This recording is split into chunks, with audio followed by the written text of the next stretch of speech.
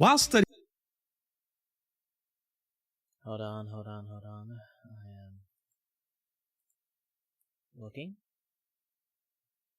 Trying to work, actually, not just working.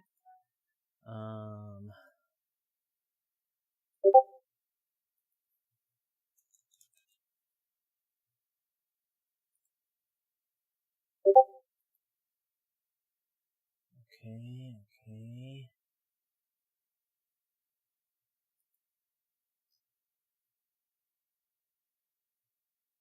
Yep. Well, anyone manage to drop in here while I'm writing my posts and stuff? Oh, wait, I can hear myself. Yeah, anyone want to drop in here and hearing me right now while I'm doing stuff to promote my Twitch and things. Hold on a little bit. The answer. I need to just do a post that promote my stream and things. Oh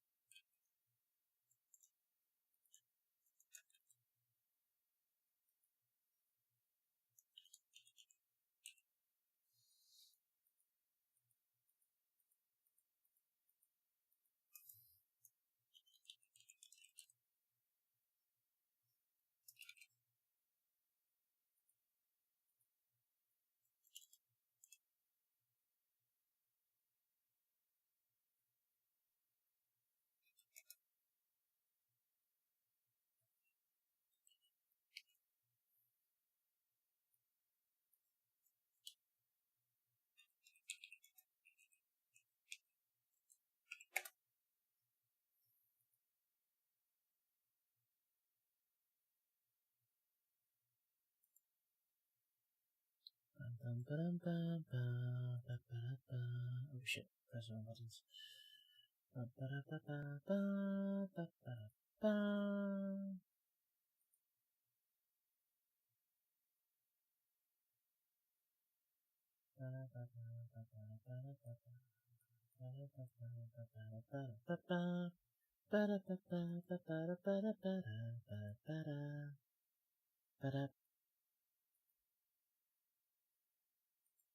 Thumbnail.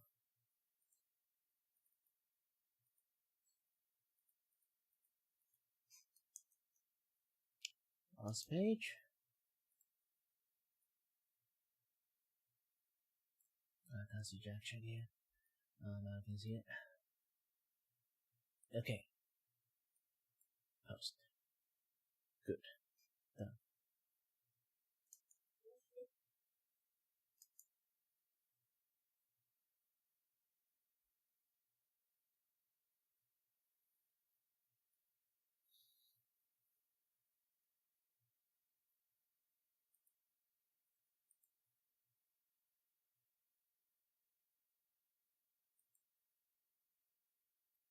Okay, good. I would imagine have any newer video. Nope. While studying business, one thing that you're taught is the blue ocean strategy. The seemingly endless blue ocean represents a market that's never. Sorry that I'm going to pause a little bit. Let me drink some water first. My throat's dry as a desert right now.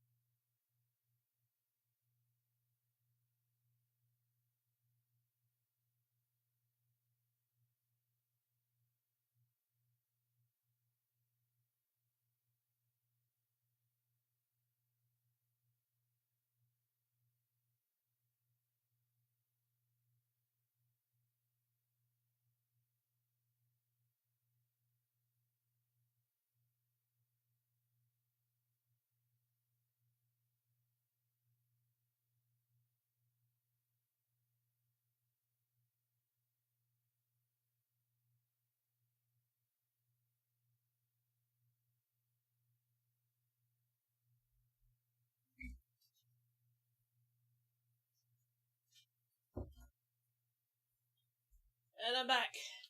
Hold on. I went ahead and took some Panadol.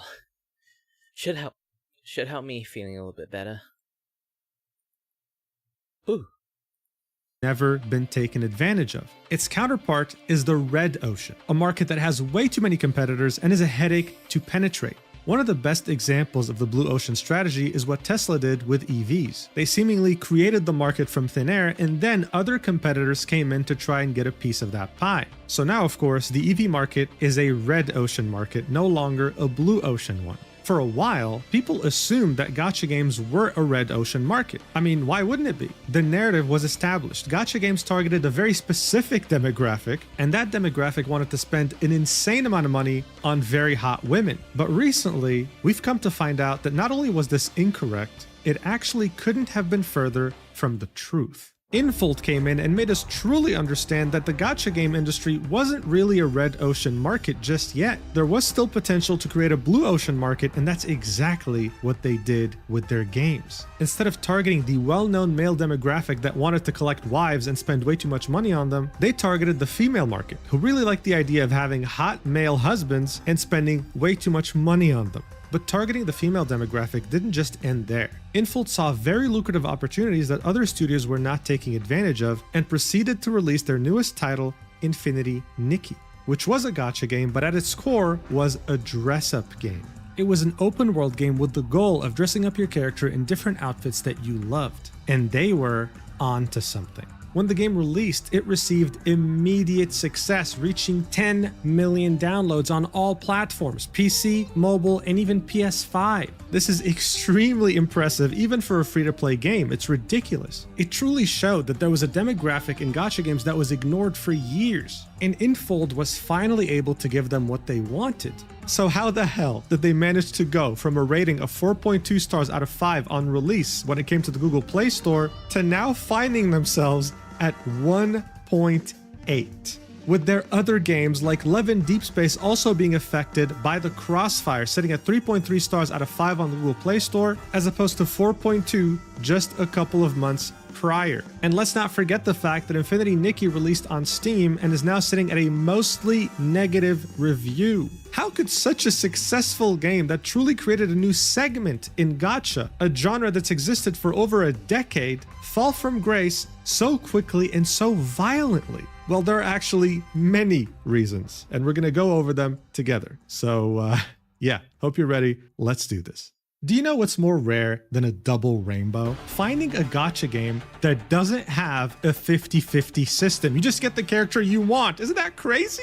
After player feedback, this is exactly what Ivere Restart did during their beta. Look, this game didn't reinvent the wheel. They took something that already works, which is turn-based combat, and added their own twists to it. You have some really cool sci-fi looking characters and a lot of interesting synergies, not to mention a lot of cool animations too. But the twists don't end in the combat. No, they stretch all the way over to the summoning system. One summon costs 100 gems, not 160, which is the gacha standard. It's already way cheaper. Not to mention that when you start the game, you get a targeted summon banner, which lets you get any of the SSR characters on release in just 40 pulls. You then proceed to build these characters, giving them different gear and upgrading their stats, all in preparation to either join a guild, which there are many of, you can even create your own guild, or joining the Global Invitational Tournament. You see, this game has PvP, but not the kind of PvP you're used to in gacha games. This isn't pay to win. It really all comes down to player skill. And you know what the best part about this is? This game is already out. It came out on June 5th, 2025. So if you're interested, make sure to click the link in the description or the pinned comment and download the game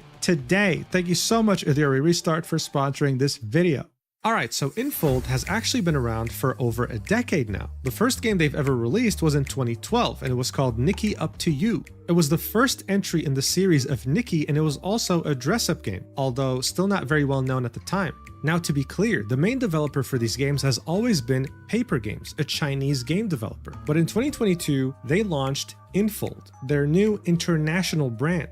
2024 was a very big year for Infold because they released 2 titles that truly revolutionized gacha. One of those games is, of course, Love in Deep Space. This game truly showed us, once and for all, that females are not only as horny as men when it comes to their gacha games, but they make men look like rookies in comparison. Listen, bro, I'm not making this up, okay? Once upon a time, I streamed this game, and let me tell you, dude, you literally get pounded. Like, literally. Like, I'm not even joking. There are cutscenes where you're getting pounded by these male characters. All right, like this is next level. And guess what? It made more money than we could have ever imagined. Ever since its release, it has been consistently in the top 3 biggest revenue generators in the entire gacha space. Look at this. It's making over $50 million a month, sometimes making $90 million, making games like Genshin Impact, Honkai Star Rail, whatever else, look like amateurs. You understand? Things were clear as day. There was a market for these games, and they wanted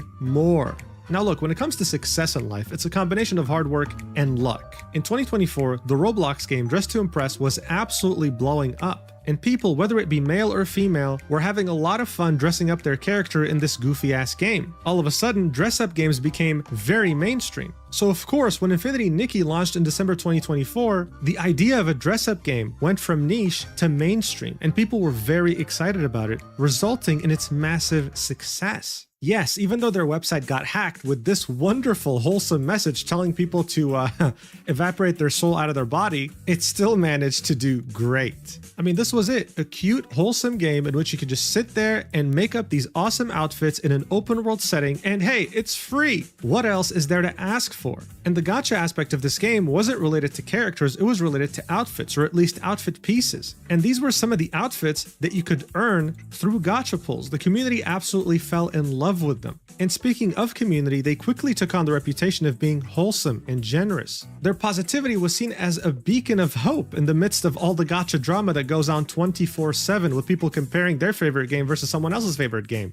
At this point, it was hard to think that anything could go wrong. Infold was on a roll until they weren't. While the game did enjoy a lot of players, the revenue wasn't really reflecting its success. From December 2024 to January 2025, it made 50% of its revenue both in the Chinese markets and in the Western markets combined. This downwards trend would continue from January to February and wouldn't really recover by March. It certainly wasn't making as much revenue as a game like Love in Deep Space, and red flags started popping up until a nuclear eruption took place.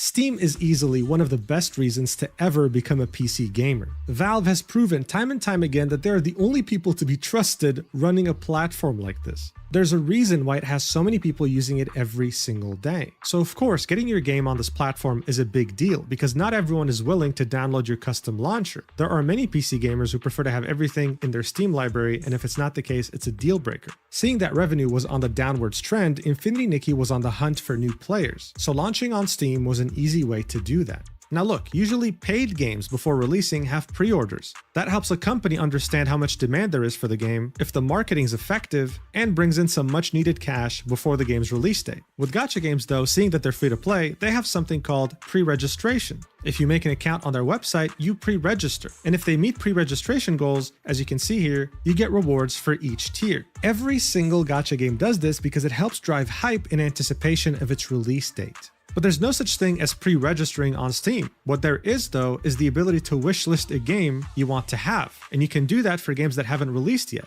So Infinity Nikki went ahead and set goals like they would in a pre-registration, but this time they'd be tied to the Steam wishlists. And as you can see, there was 4 different tiers here. The first one being 10,000 wishlists and it gives you a live wallpaper. The second one being 50,000 wishlists and it gives you concept art. The third goal is 100,000 wishlists and gives you a bunch of resonance crystals. Now, what are resonance crystals? Well, this is the gacha currency you need to wish or gamble and get new outfit pieces. There are 2 types of banners that you can wish on in the game. The first one being a limited banner. This only comes in for like 2 to 3 weeks and you need revelation crystals for it. The other banner is a permanent banner. It never leaves. And for this, you need resonance crystals. So 100,000 wishlist was showing resonance crystals. Awesome. But the fourth and final goal being at 200,000 wishlists was the final surprise, showing a shape of a gacha currency. People assumed that this one would be the revelation crystal, what you need to pull on the limited banner, which is probably the most important currency currency in the game. This only made sense because 200,000 was double the last goal,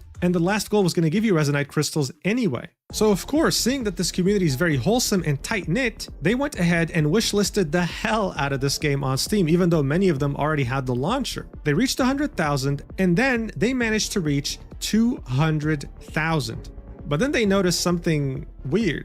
The official Infinity Nikki account completely changed the image. It went from this, with the fourth and final image potentially looking like a revelation crystal, to it just being a chest of Resonite crystals like the third one. So in the first image, the 100,000 wishlist goal had 11 Resonite crystals in the chest. And people were assuming they were either going to get more Resonite crystals on the fourth wishlist goal or revelation crystals. The image completely changed that, and instead of having 11 Resonite crystals in the third goal, they switched it to 2, which is exactly what they ended up getting. And then the final surprise, the 200,000 wishlist goal, contained a chest of 8 crystals. So in total, they got 10 Resonite crystals, when in reality, they should have gotten 11 just for the third goal. People were obviously outraged here, like, what? Why are you being so stingy over something so stupid? Like over 10 pulls, really? It's as if they were giving away real crystals. Like, what the hell was going on? The post celebrating 200,000 wishlists on Steam from Infinity Nikki with this changed image had 100 replies, and none of them were really happy. And after sufficient community backlash, they finally quote tweeted that tweet and said, you know what, guys? We're gonna give you 10 revelation crystals. Thank you so much for being such amazing fans. This led many people to believe that they were hoping that the community wouldn't notice, but when they did, they ended up giving them the rewards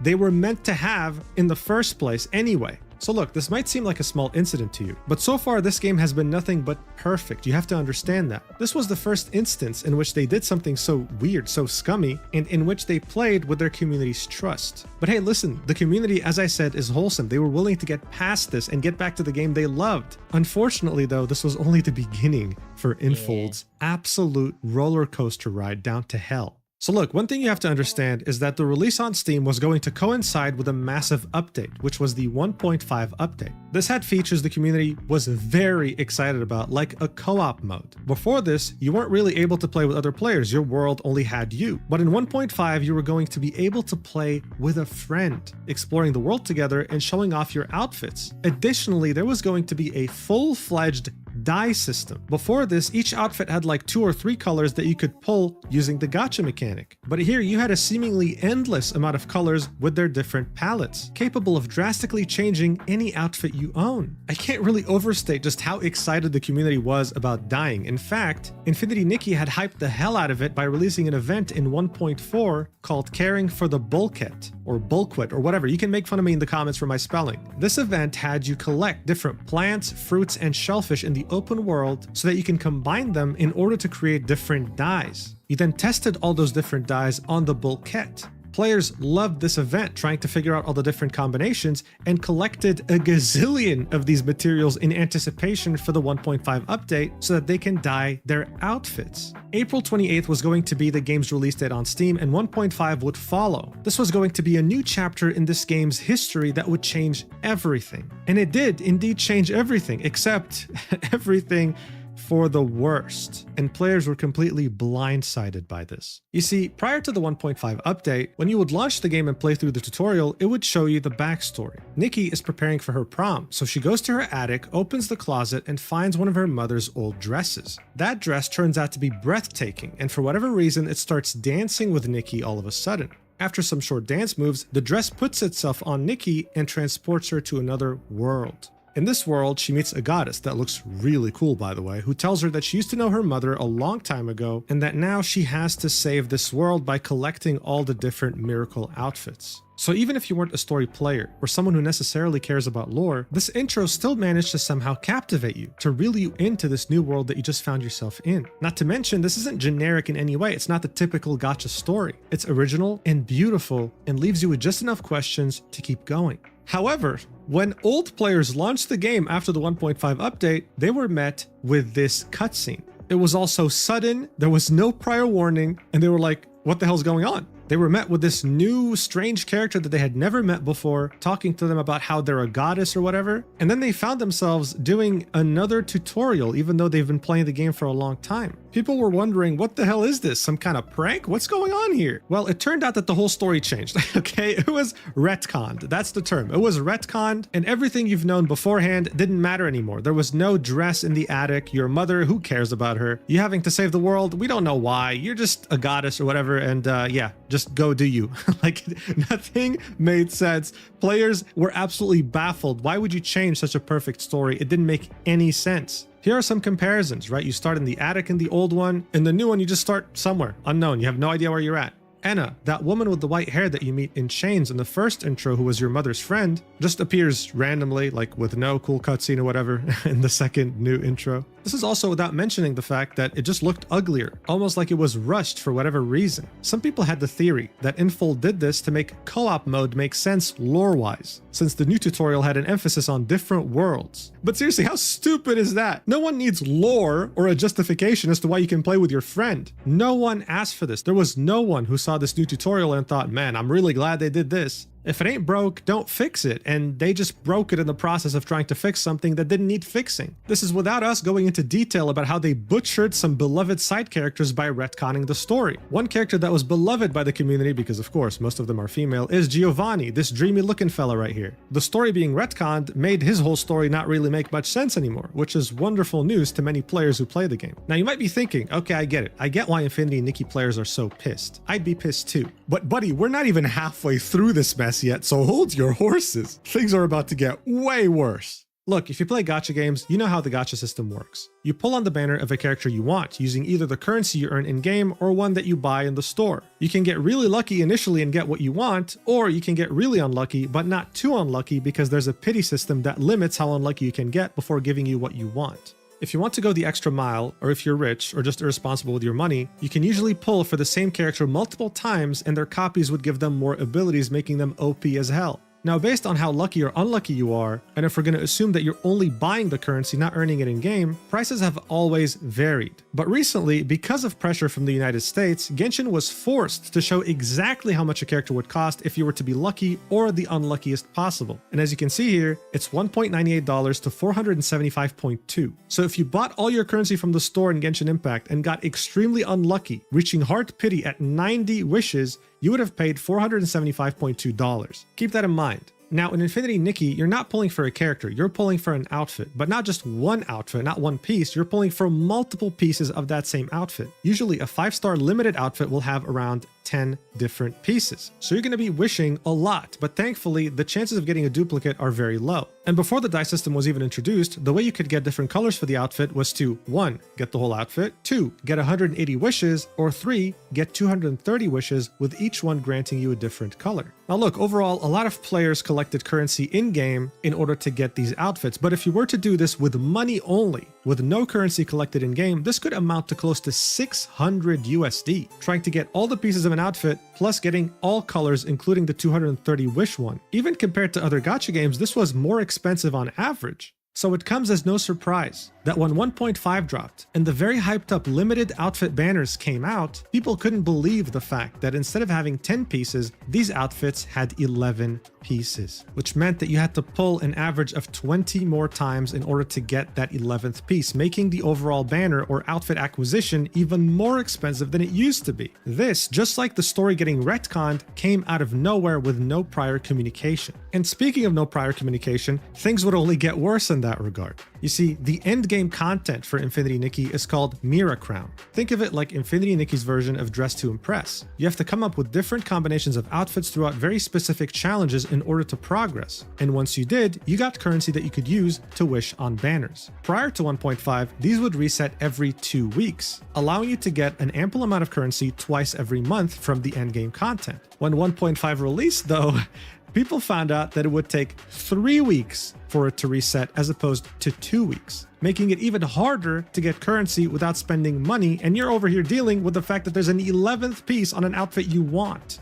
Yeah, it's just been punch after punch to the face, but we're far from being done. The die system that was so incredibly long awaited was a massive disappointment. Those materials that people spent a very long time farming in preparation for this system were now deemed useless. You now needed a new kind of currency that costs money in order to unlock the colors. And just as you thought that this already sucks, well, it sucks even more because you have to unlock the color you want on each individual piece of clothing, which means you need to unlock it 11 times. 11 times! So unless you were willing to cough out hundreds of dollars on currency packs, you could kiss that sweet dream of having a functioning dye system goodbye. This was especially hurtful to the players because much of these colors were named after the fruit materials that were present during the dyeing event. Player trust was being squandered at every second, and it was obvious much of these changes were last second. What was going on at Infold for this to happen? Well, a lot of incompetence, but also potentially illegal activities. Someone had made a lengthy post on the Infinity Nikki Reddit highlighting the illegal practices that Infold was committing in their game. For example, someone looked into the game files and found that the drop rates for different items in an outfit were not the same. They basically went full Maple Story.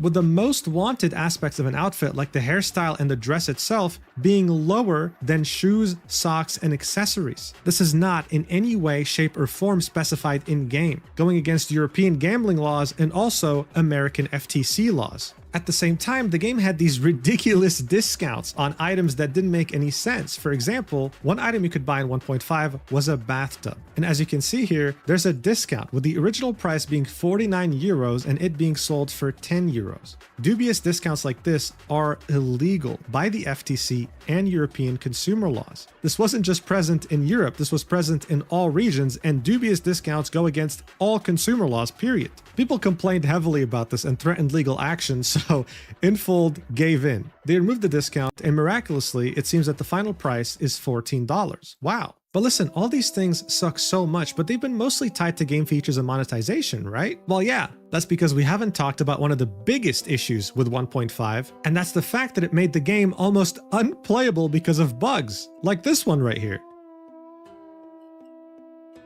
Like, what the hell? This was not present in the game before 1.5. What happened? Or how about this one right here? The floating bike. Like, come on, how does this happen? Someone commented, insane, another retcon. Nikki now literally a bodiless no-clip entity. I should mention though that not all bugs were funny. Some people genuinely couldn't log into the game, and if they did, it would immediately just crash. But there really were a lot of funny bugs. Oh, Nikki's opening a door. Oh, the door teleported. There was even a bug in which the new character that shows up in the new intro doesn't even appear. And the person who posted it said, maybe the best bug in 1.5 version. Dude, people hated this new story. Actually, I think it was safe to say that people hated every single aspect of 1.5 and were hoping to go back to 1.4 at this point. It got so bad that they started threatening boycotts on the Infinity Nikki official subreddit as well as the official Infinity Nikki Discord. They just couldn't handle this anymore. To their surprise though, Infold revealed their true colors and started banning or muting anyone that would say the word boycott. So what did the community do? They started using the word girlcott. This movement started quickly spreading even outside of Infinity Nikki, reaching other games from Infold like 11 Deep Space. It even got reported on by Vice and other publications because the community was doing everything they could to let the world know our game is going through the shitter. But if you thought that only Western players were participating in this girlcott, then you'd be mistaken. Because this even reached the Chinese community, who went all the way to Steam forums to warn new players not to download the game, as you can see from all these posts over here. Bad, bad, bad, everybody don't play. Do not get in, this game makes you unfortunate. This was now a global movement, and they were pissed. And it forced Infinity Nikki to make some sort of a statement. And they came out with this apology at the end of April, shortly after 1.5 had released, saying, apology letter regarding version 1.5 gaming experience. Dear stylists, hope this message finds you well. First and foremost, we would like to extend our sincerest apologies. We are truly sorry that we were unable to provide you with a stable experience upon the release of the new version. We understand that every stylist's love and trust in Infinity Nikki is something we must cherish and uphold with the utmost dedication. With the desire to offer Nikki and all of you a more vibrant and colorful journey, we had planned various new content for this update, designing outfits in diverse styles, creating fun and engaging gameplay and crafting unique landscapes. We hoped Nikki could embark on thrilling adventures across parallel worlds, discovering endless surprises and joy in Mirrorland. However, this time, we fell short of expectations. Following the version update, we received a lot of feedback regarding game experience issues, primarily concerning the DIY workshop, co-op feature, and overall game performance, including issues such as login failures, crashes, and resolution problems. We have been carefully collecting each report and immediately working with our teams to address these issues. We sincerely apologize for the issues that disrupted Nikki's dazzling and dreamlike journey. Following an urgent review by the development team, we have already resolved nearly 100 issues, improved the stability of multiplayer servers, and carried out emergency fixes for certain visual display issues. Moving forward, we will continue to monitor the game's performance to ensure these problems do not reoccur. Below is a detailed update on the fixes. So here they give a list of around 13 different issues that they seem. Yeah, so today I'm still sick, so I can't really talk that much. Don't really have the strength for it, so I'm going to save most of my energy just on pause and react the video instead. If you don't know what I'm watching right now, it's basically just a YouTube video about Mujin talking about how screw is Infinity Nikki right now. It is very screwy, like for a gacha game. But yeah, I'm sure they can roll back lots of stuff and later on just fix everything on the way. Because like, it is a live service game, so they can just like fix it on the go. Sooner or later, people just forgot all the drama. But so far, this thing has been persist for half a year, so not really sure it's going to be like. I'm not really sure they are trying to fix it or not. Seemingly fixed. Then they go ahead and talk about the elephant in the room, saying additional clarifications based on community feedback. Number 1, number of. Well, I know. Yesterday they said, happy birthday, I guess. Sorry, I don't really have lots of energy. I need to use up all my energy in the comic drawing part. So, yeah. Of pieces in the 5-star outfits, Snowy Ballad and Crimson Feather. In version 1.5, the Bubble Season update introduced multiplayer gameplay to create a richer, more engaging adventure for Nikki and all stylists. This idea also shaped the design direction of the new outfits. From the early design stage, we intended the 5-star outfits to embody themes of collaboration and companionship, symbolized by the story of the ever-blazing bird sacrificing herself to save the iceborne mermaid. Thus, we introduced dedicated dynamic effects, transformation animations, and unique music compositions for these outfits. In Snowy Ballad, we introduced highly dynamic special effects for the pieces and special aurora effects for the hair. The Crimson Feather outfit was designed around the core concept of rebirth, featuring a unique ash form appearance and different transformation effects depending on whether Nikki is in the air or on the ground. In addition, to align with the theme of the new version, we introduced multiplayer features in the design of both the decoration item and dance move. The Eternal Snowdew decoration now features a special co-op interaction, and for the Everlasting Hope dance move, we attempted to create a co-op dance mode based on the original dance move. Both the versions were developed with dedicated custom music compositions. To enrich styling combinations, the total number of pieces for these outfits was set at 11. We sincerely apologize for the lack of prior communication regarding this adjustment. Moving forward, we guarantee that the number of pieces in 5-star outfits will not exceed 11, and major changes will be communicated in advance through official channels. So look, the majority of this paragraph was just mumbo jumbo. Honestly, it doesn't make any sense to include this. I don't care about your vision for the outfit. People are just concerned about it going from 10 to 11 and costing more. And their logic was because it was meant to be in the spirit of cooperativeness or whatever the hell, or new features. But you have to keep in mind, in one of the outfits, there are 11 pieces and you can't even see one of the pieces, which are the socks. It's hidden behind the dress. You literally cannot see it. So what's the point? In any case, this was them saying that 11 pieces are here to stay, but hey, we won't increase it unless we let you know in the future. This is kind of hard to believe since they already did it without notifying anyone to begin with. They then say, number 2, duration changes for the Mirror Crown Pinnacle Contest. To offer a richer and more diverse styling experience, the Mirror Crown Pinnacle Contest and the special effects are periodically refreshed and updated. As each version varies in duration, the duration of each Mirror Crown Pinnacle Contest has also differed accordingly. We have taken note of the community's discussions regarding the contest duration. In response, we are planning to end the current contest at 4 AM on May 16th, with the next contest starting immediately at 4 AM on May 16th. Hi Hilly. Sorry, my voice is still very weak right now. Someone ping me? Who?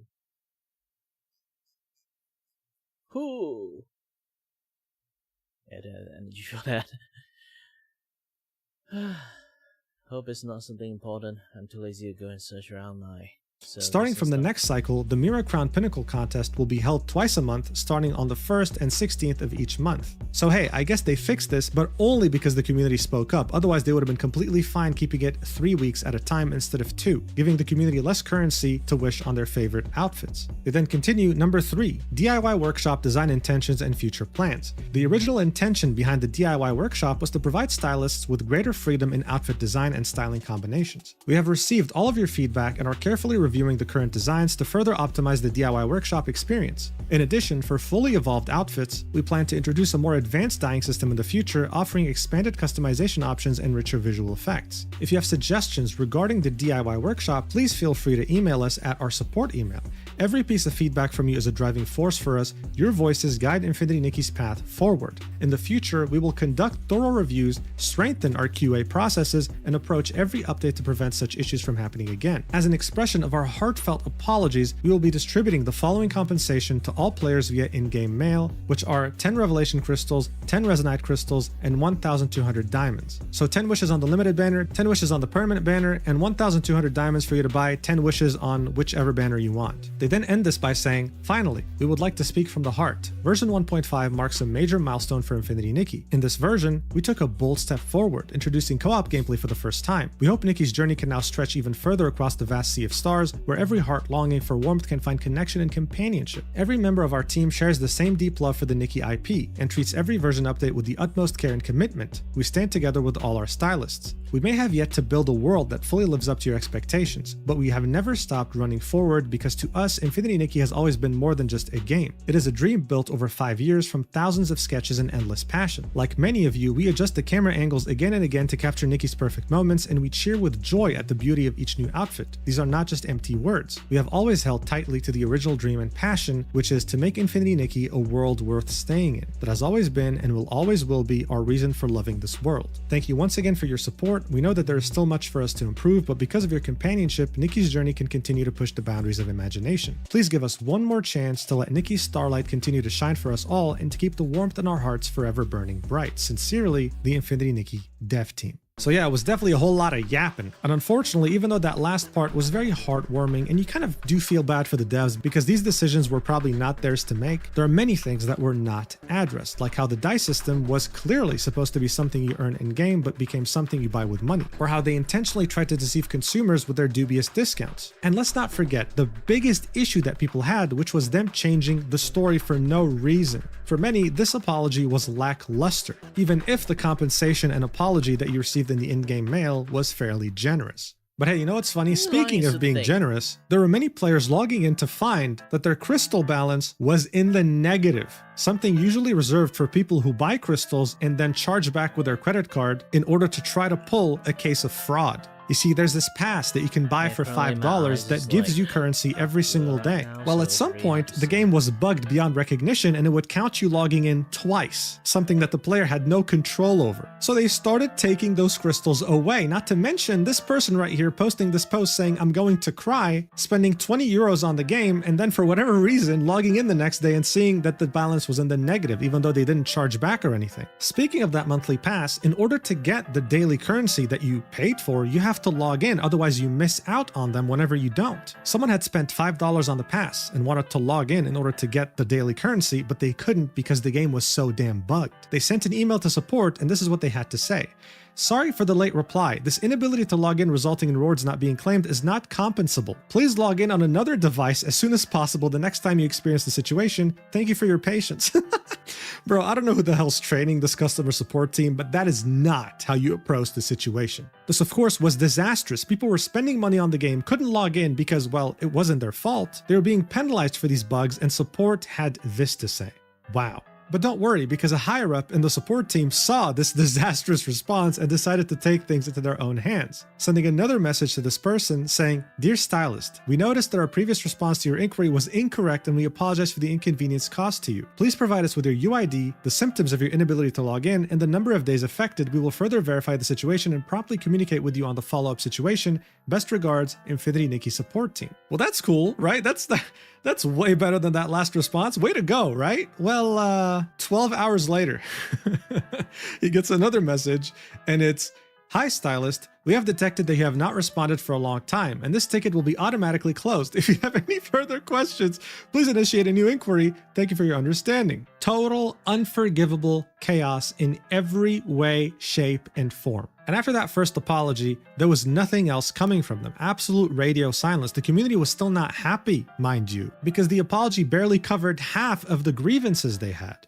But this all changed on May 18th, a bit over 2 weeks since 1.5 came out, and it somehow managed to get even worse. On May 18th, Infinity Nikki would put out yet another statement saying, "Dear Stylist, this is the Infinity Nikki dev team. First and foremost, we sincerely thank you for your unwavering support and love for Infinity Nikki. Since the launch of version 1.5, insufficient preparation during pre-release testing led to unexpected live issues, resulting in an unstable game environment and unsatisfactory content. We fully acknowledge that this is our responsibility, and addressing these shortcomings remains a top priority for our team moving forward. Additionally, we encountered technical challenges during development that require more time to resolve thoroughly. Following rigorous assessment, we decided to extend version 1.5's end date to ensure greater stability and prevent similar issues from reoccurring. We're acutely aware that these recent issues have impacted your experience and damaged the trust and affection you've placed in us. To all stylists, we offer our deepest apologies." So then they go ahead and outline that version 1.5 is going to end on June 12th, a delay of a few weeks. And then they proceed to say, "Weekly tasks, Starlit Pursuit delay notice. After version 1.5 launched, we received extensive feedback on co-op features and gameplay. Based on this, we are optimizing related systems, and the new weekly tasks, Starlit Pursuit, originally scheduled for May 20th, will now debut in version 1.6. This is an event with co-op being the main focus, right?" They then continue saying,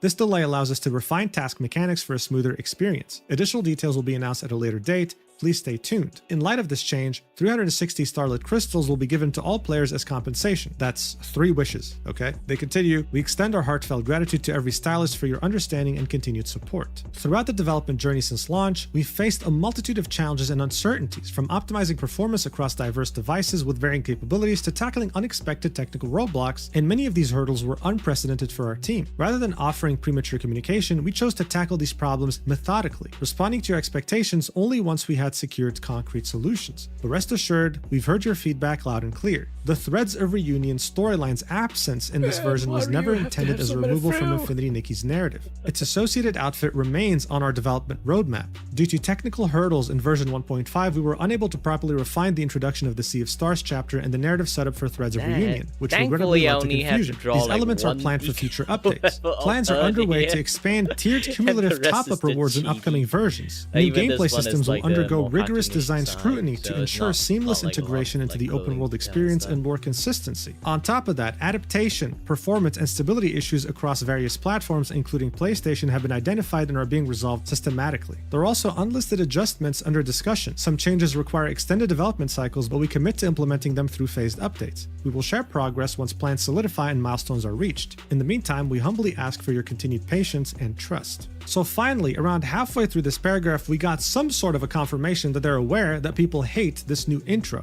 But they only were talking about the associated outfit to that original story. And they said, "Don't worry guys, it's still coming." No mention of the entire story changing and them maybe going back to the old one. They then said, "Oh yeah, due to technical hurdles, we had to kind of rush this intro." Well, how is that my problem? How about you just don't release it because the old one was perfect in its own way? You didn't need to even do this, especially not to introduce co-op. Who cares? And then my favorite part is that how as soon as they're done talking about what pisses people off the most, this change in story, they say, "Plans are underway to expand tiered cumulative top-up rewards in upcoming versions." Dude, who asked? Like, who asked? It's like, hey guys, we know you hate the fact that we changed the story. Anyway, if you spend money, you'll be getting more rewards. It's like, I don't care, bitch. How tone deaf is that? They then continue and say, "We fully recognize that our current communication efforts may not meet every stylist's expectations. To address this, we are launching a new initiative, the Miraland Roundtable, to openly address player concerns and collaboratively explore solutions. We sincerely invite all stylists to share their feedback and suggestions through the following dedicated channels. Your candid feedback, both critical and encouraging, has prompted deeper reflection. Drafting this message stirs mixed emotions, guilt over delayed promises, yet gratitude for your unwavering support. As compensation for version 1.5 shortcomings and schedule."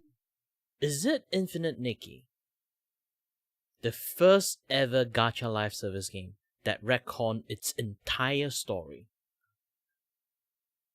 For like, for like halfway they go, just technically 1.5 is not that long, so it's definitely been like a few seasons, but not that long.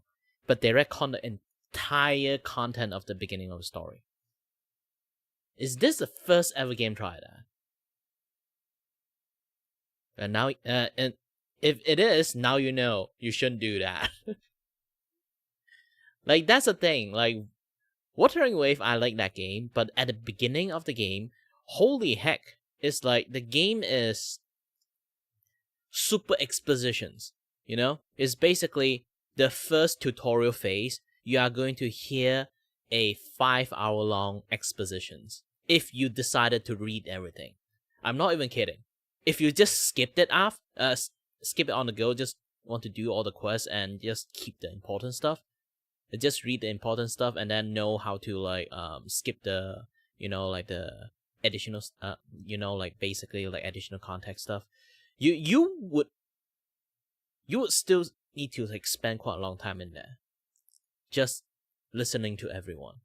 And that's my only complaint back then when I played Wuthering Wave. I love the game. The gameplay is fine and everything is good. Like, the story later on is also actually starting to get more and more interesting. But at the very beginning, holy heck, it's just dragging on and on and on and on. Just reading everything once makes me go to sleep.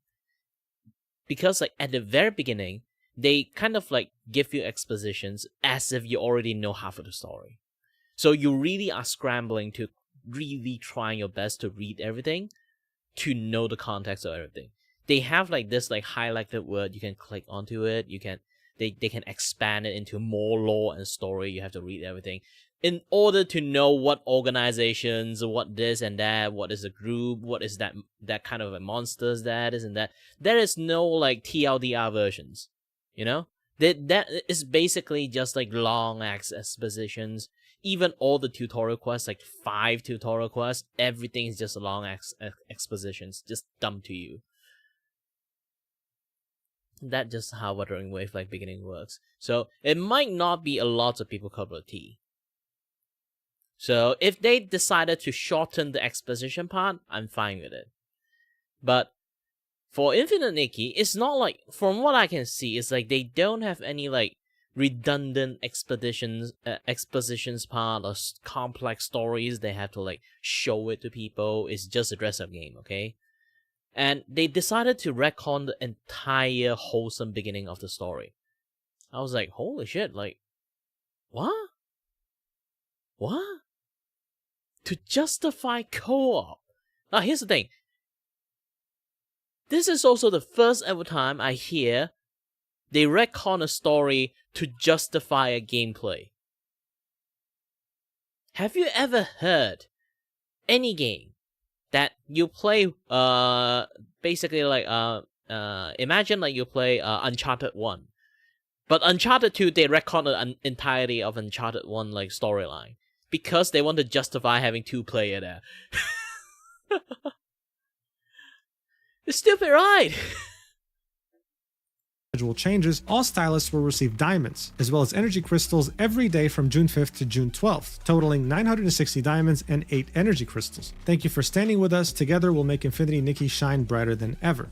So, yeah, another non-apology. Pretty much not reassuring players in any way, shape, or form. This whole Mira Land roundtable is too little too late. You've already implemented changes that are ridiculous in scope and size without even notifying the community. How are they supposed to trust you with this roundtable now? There are 444 replies to this tweet, and let me tell you, most of them are furious. Because as this comment right here points out, 220 pity not being lowered, barely addressing retcon's story, no addressing the horrible dying system, no addressing the Mira crown changes, but hey, we got 8 pulls. That was the sentiment in the majority of the community, both global and Chinese. So it didn't really take long, but people who were very big fans of the game painfully chose to uninstall after seeing just how tone deaf the dev team was. And this once wholesome community, this once very positive and contagiously nice community was just riddled with people who had lost all hope. who were depressed at the fact that this game was never going to be the game they loved just one update ago. It was very sad to see because, as I said in the beginning, in the gacha community, this was seen as the beacon of hope. The one game that was immune to the very stupid gacha drama that plagues other games every single day online. And some people were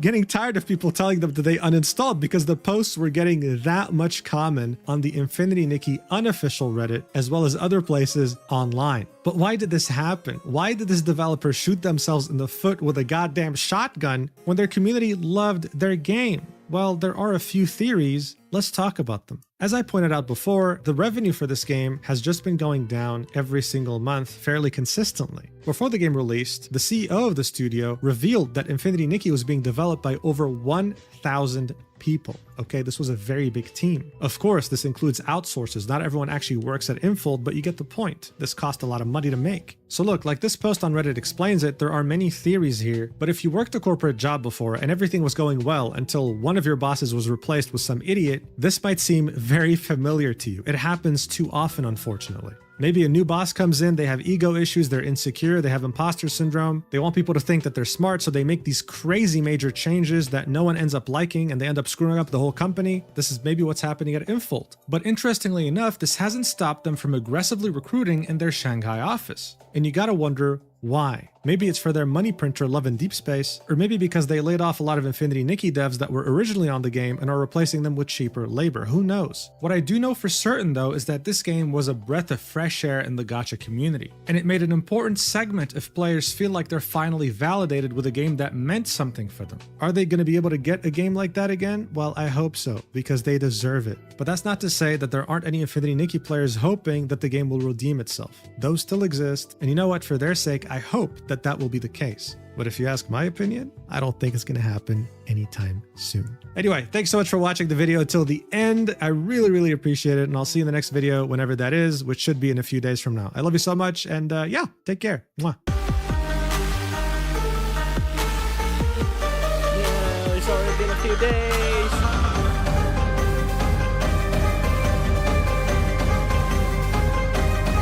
So definitely there's a lot of juicy stuff that's happening.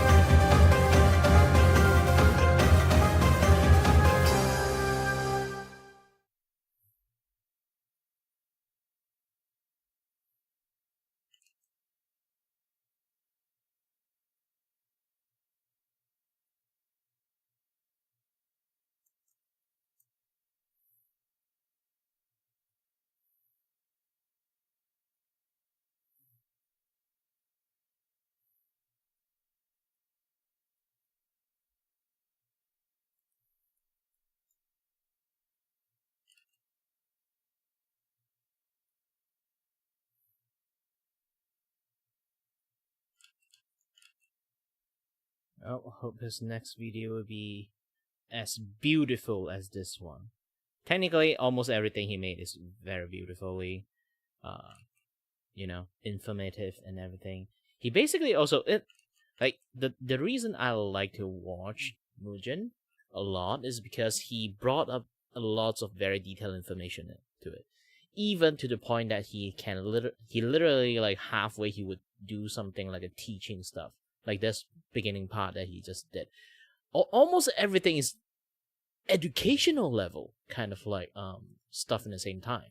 While studying business, one thing that you're taught is the blue ocean strategy. The seemingly endless blue ocean represents a market that's never been taken advantage of. Its counterpart is the red ocean, a market that has way too many competitors and is a headache to penetrate. One of the best examples of the blue ocean strategy is what Tesla did with EVs. They seemingly created the market from thin air, and then other competitors came in to try and get a piece of that pie. So now, of course, the EV market is a red ocean market, no longer a blue ocean one. For a while, people assumed that gacha games were a red ocean market. I mean, why wouldn't it be? The narrative was established. Gacha games targeted a very... Yeah, like I say, like, this is it. Basically, just this small frame of part, it actually legitly taught me something. You know? It's like, I really like Mugen video because of that.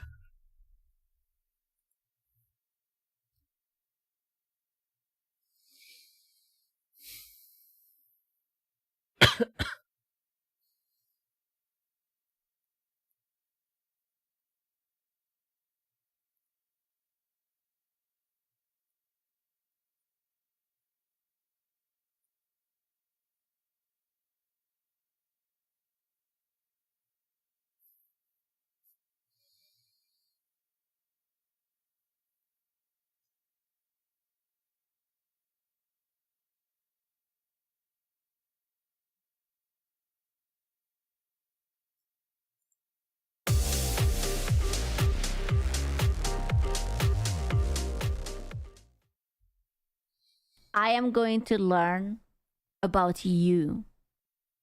This person will explain everything about you. No, it's okay. Explaining male behaviors to women, but y'all did not like it when I called it She is going to teach me about the secrets. mansplaining, so today I'm gonna ready. husband-splain something real quick. Let's go. So, I think I just experienced positive mansplaining. Impossible. There's no such thing. It cannot be positive if it has men in it. I open up the fridge and I see egg,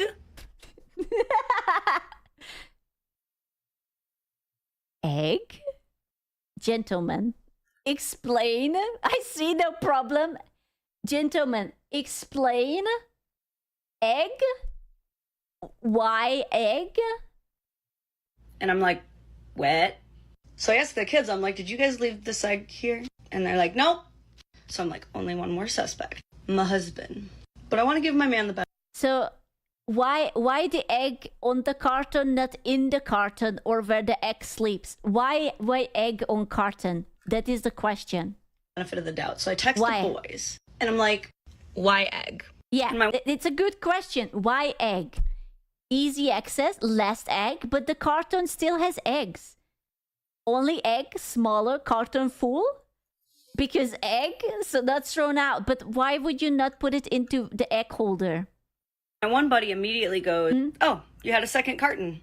Yeah, he must have gotten down to the last egg, and instead of leaving it there to be all off balance the next time someone picked it up or, take up a bunch of extra space, he just put it there as the priority egg.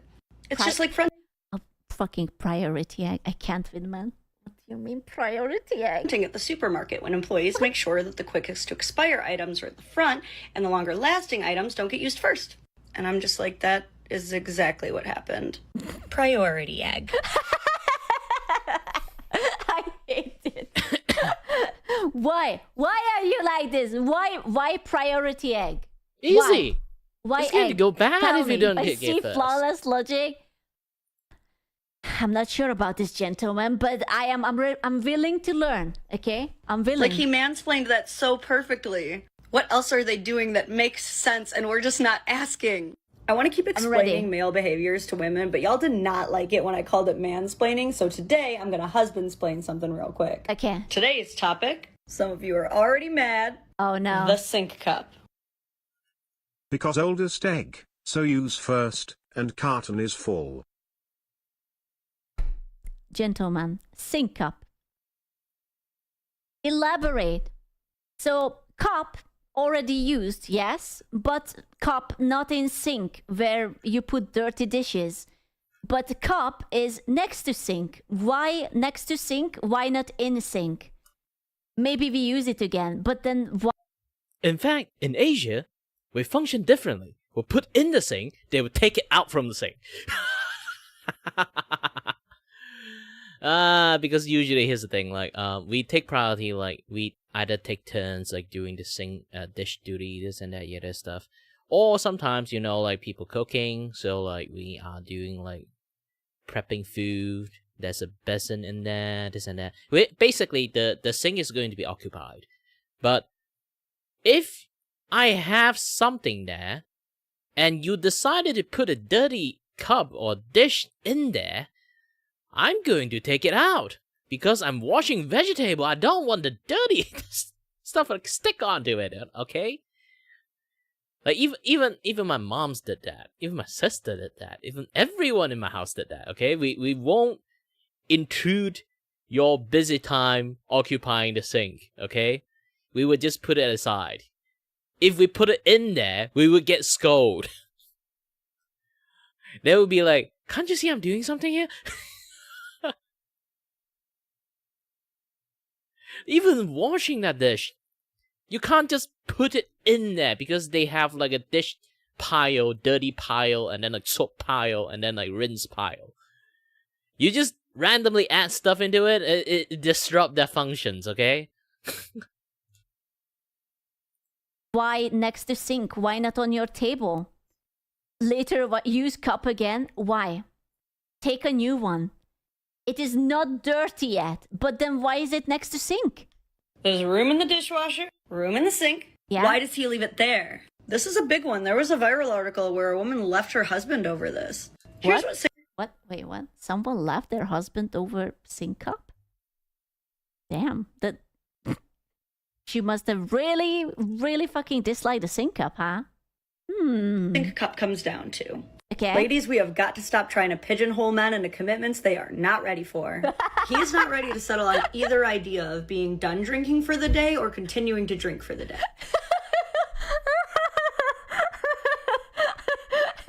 Really? That's you cannot fucking make up your mind whether you want to drink more or not? Is that Isn't why that you have the normal? sink cup? But you.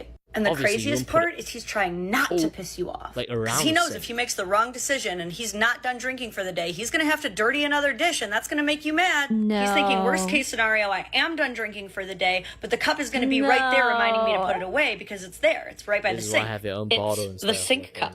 Typical shelf life of a sink cup is about the same as jeans. It could last 3 to 5 days. Just half a bottle. Gentlemen, is this true? Just half a bottle. Does the sink cup really last that long? But does it mean that if sink cup is sitting next to sink, does it mean that you don't ever use a new cup because you use the sink cup, or do you sometimes perhaps forget that the sink cup is readily available and maybe there is a second sink cup joining the marriage or something? Most likely case. I leave a butter knife next to the sink because I might use it for another sandwich. Oh no! I am not ready to put it into the dishwasher yet. I am slowly cracking the male Da Vinci Code. No. You wanted more male behaviors explained, so I'm going to speed run husband-splain 2 things to you because I'm getting real good at this. The laundry chair. Okay, to be fair, we all have the laundry chair, I think. Yeah, lots of people have it. Yeah, okay, so I don't have a laundry chair. I have a mirror, and the back of the mirror has a thing that I can put my clothes, right? Like when there is like you wear a shirt and more it like- has a here's the few thing. more days in. I have a computer's chair. Sometimes, actually really rare, but still, sometimes have laundry on it. Okay? I will move them to my bed when I need to use the computers and relocate them back to the chair when I have to lay on the bed doom scrolling YouTube.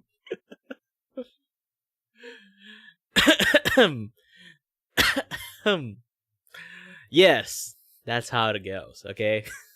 That's how it goes. In it, and you don't want to put it into the dirty because it's not dirty, but you don't want to put it to the clean because it's not quite clean anymore, and then it's just there, right? But the basket is right there. Yeah, he knows, but to understand the laundry chair, we must first understand the purgatory jeans. They can what? also be hoodies. The point is that these are clothes that are too dirty to be with the other drawer clothes, but too clean to be in the basket. No, I understand.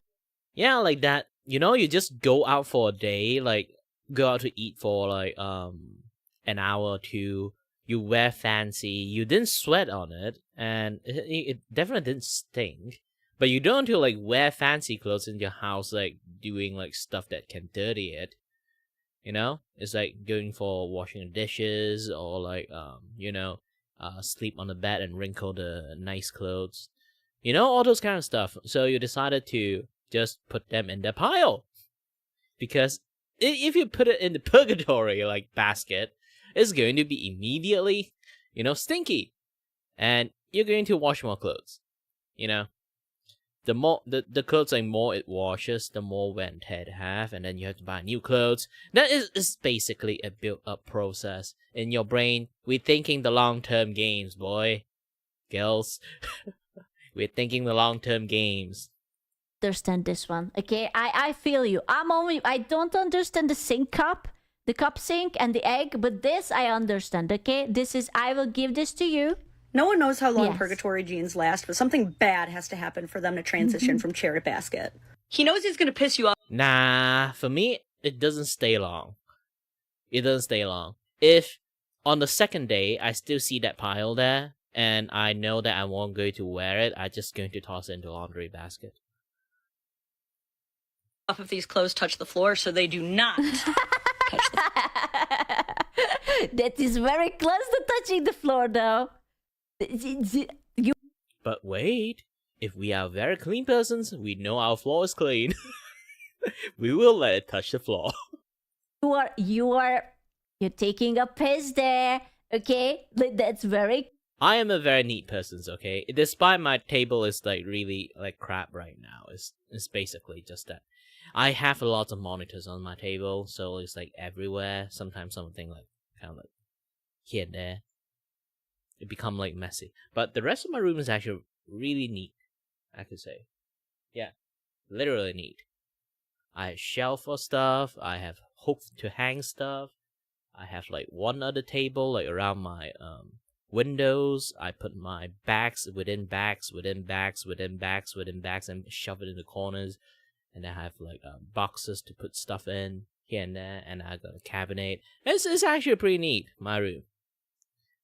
Yeah, it's just the floor I rarely like mopped it because I usually I don't eat in my room, so like my floor is not actually that sticky at all. So I rarely mop it, not like never. I only vacuum the place, to be honest. Close. That's playing with fire. Floor. He's actually trying to save the planet and reduce your laundry labor. Next up. Yeah, we are doing that. We literally are actually legitly doing that. The sink knife. Who was the TTS? Gentle. Who was it? Hello? Oh my god, this is you! This is you! You are the sink knife guy! Get back in, that's you! That's literally, look at that. Look at that. It's him. Guest appearance by Sink Cup. Why isn't it just in the sink? This may look weird, but it's math. You see the perfect balance of the handle on the counter juxtaposed by the light residue just above the sink's contaminable surface makes this the perfect knife for making another sandwich with later. I hate it. I hated how logical it is, and yet you guys are not allowed in the kitchen, okay? I'm banning all of you outside of the kitchen. I just leave my butter knife on my butter pack in the fridge. What? You monster! You put the knife into the fridge? And then you have like a cold knife with a cold butter? Well, it depends. Jesus Christ, If it's a full that's metal monster knife, yes. behavior. Holy shit. Laundry chair. Here's the thing. If it's a full metal knife, yes, you're a psychopath. But if those kind of knife that have like wooden handle, it's fine. Wooden handle is not that cold. It is a very weak like heat conductors and stuff, so like it won't be like too cold in there. You just hold it for a while, your heat would just like, you know, just like make it warm almost immediately. Well, won't really be immediately, but by the time you actually, you know, use the knife, it's actually kind of fine. Sink knife. Follow for more discoveries. Jesus. Explaining male behavior to women, part 5. All right, so whatever random ass place he left his keys, just leave them there. Oh, is this a Dota art book or something? That's kind of cool. Leave them there. Do not move them to the key dish. Uh-oh. But Kato, where are we going to keep the sink knife and the pre-used knife if we're not allowed in the kitchen? You can't. You can't touch it. Do not. That is only going to confuse him more. Wait, but okay, so if you come home and then you accidentally leave your key somewhere, why should I not put your key where the key belongs? Why? Why? Easy, because I know where my mess is. Why? Do not. Why? We will remember. You will not remember. You don't even remember what you had for breakfast. Do not. Why? You will seriously fuck up this guy's whole day. See, he knows he didn't leave them in the key dish, so that's only going to make... Yeah, here's the thing. Even we do not know where we put our key, we have the very great ability to trace back our step. So if you somehow messed up with the timeline, we would not be able to trace back our step because of that, okay? Did not move my shit. If it ever so slightly decided to shift something to the left a little bit, it would mess up my tempo, okay? I cannot trace back my step because of it. Make him check 5 to 10 other really stupid places that are not the key dish before he finally starts thinking the way that you would instead of the way that he would. Next up. What If the jeans are fuck? Is this real? Is this true? Is this really how it works? Because we know we didn't put it there, so we will never find it there. You guys are crazy. How can people say that men and women are same when I'm learning so much fucking bullshit? We will Jesus remember the Christ. general area we took the keys out in and look it around there. That's crazy. It is bullshit. Why would you just not put it where the key belongs? in a questionable place that are not the basket or the floor, but they have a belt on. That is your sign that they are not dirty. They will be used again. Don't throw them down. They be having like little ass Switch games and shit in them. This next one's a fun bonus. I see he lost the Folgers coffee lids. When? It's So you now made it- bullshit. Why would you move my keys? Because it doesn't belong there. His own. Good for him. Last one. If you are like me and you find half-drunk body armors Uh-oh. in every room of the house, if it really bothers you, just combine them all into one and they'll just go with it. I'm gonna beat you up with it. Oh, no. I won't do that shit. Not all men does that shit, okay? I don't read. I think it's because I'm an Asian. So yeah. As an Asian, okay. I'll drink waters. Okay. Thank you very much. If I really want to drink something sweet, I'll just make a Ribena. Done. Okay.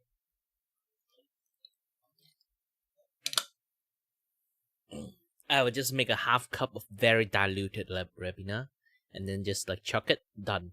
I satisfy my needs of drinking sugary waters. If you will leave a bottle in every single room, I'm gonna beat you up with it. Okay? I'm going to bonk it. I would rather do the most disgusting thing by having a big ass bottle in the fridge, and when I need to drink like a soda, I won't even use a cup. I just open a cap and just pour it down my mouth. Long as my lips not touching the lid, it's fine. Bacteria do not have incredibly lightning speed. The moment they touch my mouth, it immediately swims up into the bottle, okay? They still have to fight over the downward speed pouring down by the waters. It's on you. You will get as many bonks as many bottles you left behind. Follow for more. We have made it to episode 6 Yep. of Womansplaining Men to Women. I'm just going to come out and say it. If he has folded the No, that is not every man. Okay. But otherwise, I violence. towels, don't refold them. Wait, Stop what? it. If he has folded the towels, don't refold them. Stop it. Bad. What is the absolute worst thing that could happen if you opened your cupboards and saw this? You still with me? You good? You guys are not allowed to fold. Your folding technique is not superior. Okay, you have to learn. You have to go to a camp where you learn how to fold. Babe, every day in America, there is a well-intentioned husband who has just spent 15 minutes folding the laundry. And there is an irritated wife It's who's about to wrong. spend 20 more refolding them because he didn't do them good enough. That's true. It looks fine. No, it's not. No, this is true. You guys don't know. And that's just one example. If you are in a heterosexual relationship, there is a 100% chance that after he did a chore, your first reaction Okay, was, so you do all the folding. No, just do it right. yeah, that chore's not done. And then some of you will redo the whole chore. Others will get mad and scold him for his half-assery. I have done both, and both have wasted my fucking time. You redo That's the whole cool. chore, you're The towels look fine on. No. wasting your life. You You reprimand ruined him for it. helping, and now he's going to dread doing that chore. Because if he doesn't do them, you're mad. And now if he does do them, you're mad. Well, that's the joy of like being married, you know, that the only emotion you can get out of your wife is anger and violence. I thought that's the point why you guys get married. It's a whole mess. And the truth is, he Yeah. wants to make you proud. He really does. He dreads the thought of you telling your friends how bad he is at laundry. Because he knows you do. Ladies, to get what you both want, you gotta flip the script. This is a 2-part plan. Part 1, let go of what you can. If you were not traumatized by Gemini cupboard, Tell me, why would you fold it in two different ways? Why is it one rolled up and why? Okay, so you folded this on this side and this side looks good, but this one is actually a different side. So it looks like a floppy vagina in between your beautiful burritos. It ruins the aesthetic. What do you mean it didn't fit? You just have to roll it to the other side. Oh, this is so stupid. The left side is folded by the wife. Well, but if you see how it was folded, then why would you fold it? How do you fold it like that? Why? You're stupid. No, you're stupid. Gemini cupboard. Marge. Try it. You might not hate it. And part 2, I hate it. trick him by presenting your chore preferences as noble tasks. I am learning. I'm learning how to manipulate. We're going to wipe our faces with them, not admire them like modern art. No, but when you open it and it has to look beautiful, you don't understand, because otherwise it will fill you with the dread, and then you move one and all of them will move, and it's not yield good. rewards. You You'll have literally to. be like, I have a daring quest for you, should you choose to accept it. A maiden is in search of a rare knight who dares load the dishwasher from back to front and Ooh, does this work? If I roleplay the dishwasher thingy and I'm the maiden, you have to rescue me. Will it work? instead of front to back, so that she will know how much room is left. Yeah. The door Do is you dare- closed, cat. No one is looking at the towels. I am looking. Accept this quest. Dude, guarantee you he will be down as fuck. It's not about rewarding him for something he's supposed I to be am doing learning. already. It's about making your differences fun again and easing up icky chore conversations. It's about being a silly goose. So I just have to roleplay a D&D conversation and then maybe give you a small reward, as in like something maybe delicious or a kiss or a hug or something, and then it will be done. Okay. I can do Folded that. towels are hand towels. Okay. The rolled ones are bath towels. It's so we can tell which is which without unfolding them. I don't believe you use more than one towels anyways. Stop lying. Seriously, host your discussions Nyah. of labor division like a Knights of the Round Table council meeting. Nyah. Pop off champagne when you finally come to a resolution. Recognize each other as autonomous and competent partners, and let's fucking go! Woman's Planning Men to Women Part 7. Wah. You've made it this far. I feel you may be prepared for one of the final truths. Oh no. Make sure you're sitting down. I do not reveal this lightly. I'm Ready sitting. yourself? Okay. He does not care about chores as much as you, and he never will. Oh no, it can't be true. No. No, this no. But surely you like living in a beautiful, clean household. Surely you care if there is like dust all over the sink and there are like spots on the floor. And like, surely, right? You felt it in your heart and you feared it to be true. It Oh. is. Deep down, No, I'm unwilling to, I can't. I'm not ready for this. I'm You know how sitting. much I don't give a fuck. No. I pay somebody else to clean up for me. No, it's not true. you've been dreaming of the day you don't have to tell him We what to really do don't because he... care, Cato. I have dust bunnies. Why? Why do you have dust bunnies? I can live with the mess. How? How can you live like this? What's wrong with you? Why is this like this? Why does it not bother you? What do you mean you got dust bunnies to clean up? Stop growing the bunnies because they're cute. He just knows. Now, this will happen sometimes. No. It's on accident. But let's examine why. You two have experienced two different traumas. You as a woman have lived your entire life societally conditioned to believing that your worth is directly attached to your amount of emotional labor. I blame my mother for it. It's all her fault. He has not. Is that a privilege? Maybe. But instead, he has spent his Sad. entire life as a man societally conditioned to believing that his worth is directly derived from how much money he earns. Okay, so you're going to be rich, right? I will clean up your dust bunnies, but you will be rich. Yes? No. Yeah? I'd rather you be No? rich. I do the no? job of cleaning But up it's dust bunny. only fair. If I clean up the dust bunnies and I fold everything properly, then you have to be rich. In this economy, Women deal with that less. Your priorities will always Yeah? be different. To you, he is half-assing every single chore. True. To him, he will never understand why you fold your underwear. In this economy, yeah, you gotta. Are you telling me boys don't fold their underwear? We are expected to be the wallet, so you can take our money. It's messed up, man. But I will clean up your dust, bunny. No, we don't. I roll mine. That counts as folding. Well, that's the reason why men don't share the household. Why? We do one thing completely or not at all because we know that we don't do it right anyway, so why invest work? It gets just as bad if you don't do it at all. Uh-oh. Make you a deal. I will be broke. I was reading that. Where did it go? It went away. I don't want to be. Someone waste their time like that. Ah. And you know what? Part of the No, desire let the to get dust bunnies be so I can keep my money.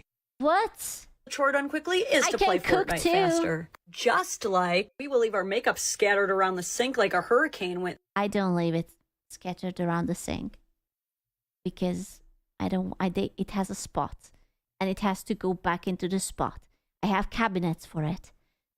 Dude, I could take a photo of my bathroom. You would be surprised. It's very neat. Through in 3 different outfits that we decided against thrown across the floor as we fly out the door for girls' night. He will never get the same joy out of seeing the counters wiped down as you do. His joy comes from seeing you happy. Stop trying to convince him he will be happy.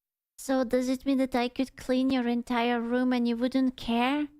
You wouldn't be happy that I cleaned all of the dust bunnies and now everything is fresh and it smells nice?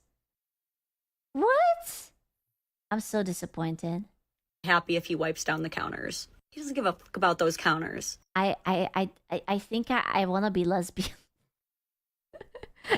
I think I want a girl. Convince him that you will be happy if he wipes down those counters. fuck? Men will do all kinds of stupid shit to make you happy. Take marriage, for example. That was too far? You think I should cut that out? Uh-oh. Okay, I will. Look, we've already lost all control by choosing to be attracted to someone. We might as well figure him out. Just like you might. That's true. Getting married is probably the worst thing a man can ever do to himself. True. Big This true. is what Well, a hit biggest follow. sacrifice we Mansplaining have. Men to Women Part 8. We're too far into the series to avoid this any longer. Oh, no. The toilet seat. Oh no. Oh no. Oh no. We would be happy when we bring in the groceries, and you say what be strong boys we are. Ah, what a strong boy. I put it down. Okay. Do you put down the toilet seat? Yes, if you put it down. No, if you don't put it down. Yes to put it down. No to don't put it down. Yes, I see a lot of yeses, actually. Yes. Depends, yes. I have one solid point about why you should always put it down. Because let's say that it's the middle of the night and then you go there and you don't want to turn on the lamp and you have to go for number 2 and then you forget that you didn't put it down, you will fall into it. Okay? Like, yes. When I was I was at bullied home, by my mother and 2 sisters to put the seat down, same with the room light. it happened to me. My dad never put it down, and I went out in the middle of the night and I fell into the toilet. It happens. Think about your butt, okay? Yeah, who goes in dark? Bro, I'm not going to turn on the lamp because if I go out in the middle of the night, my eyes are still kind of sleeping, right? And you just go in, you want to like... You know what, actually? It might be a little bit rare in Asia. Because still quite lots of Asian men, they squat. So, you can't squat when the toilet seat are up. Because it's cold, you don't want your feet to touch cold bowl. So, yes, we do put our toilet seat down. But depends on the living conditions. If like everyone is men using a toilet, then we'll just put the toilet seat up. We have a courtesy of like self-automated, okay? like sit down and whatnot, and then you boom, you fall into it. It's not a skill issue. I just don't want to wake my eyes up. The guys who put the seat down are same ones who don't wipe the seat after they shake the drips out. I don't think any of you wipe. If you don't put it down, you spread the bacteria through the room. I don't believe you. Yeah, you think so? Honestly, yeah. But I guarantee you 99.99% of you never fucking wipe it down.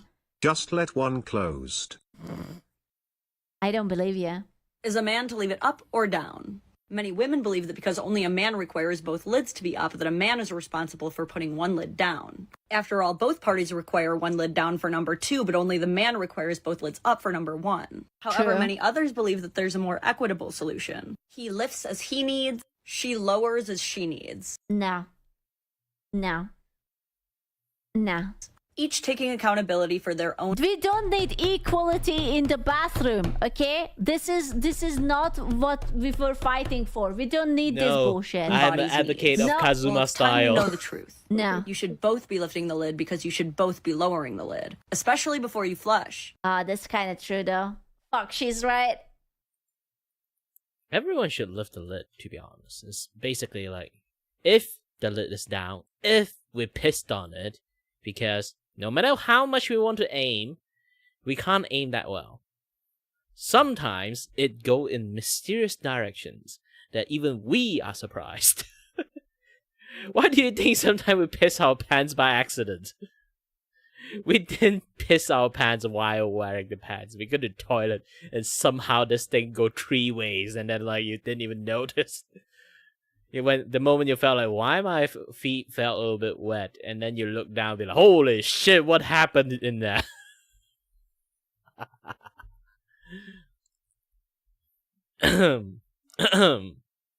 Yes.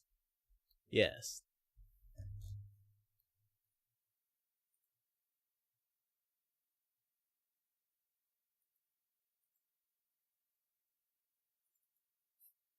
Are you saying that they are lying? No, honestly, she's right.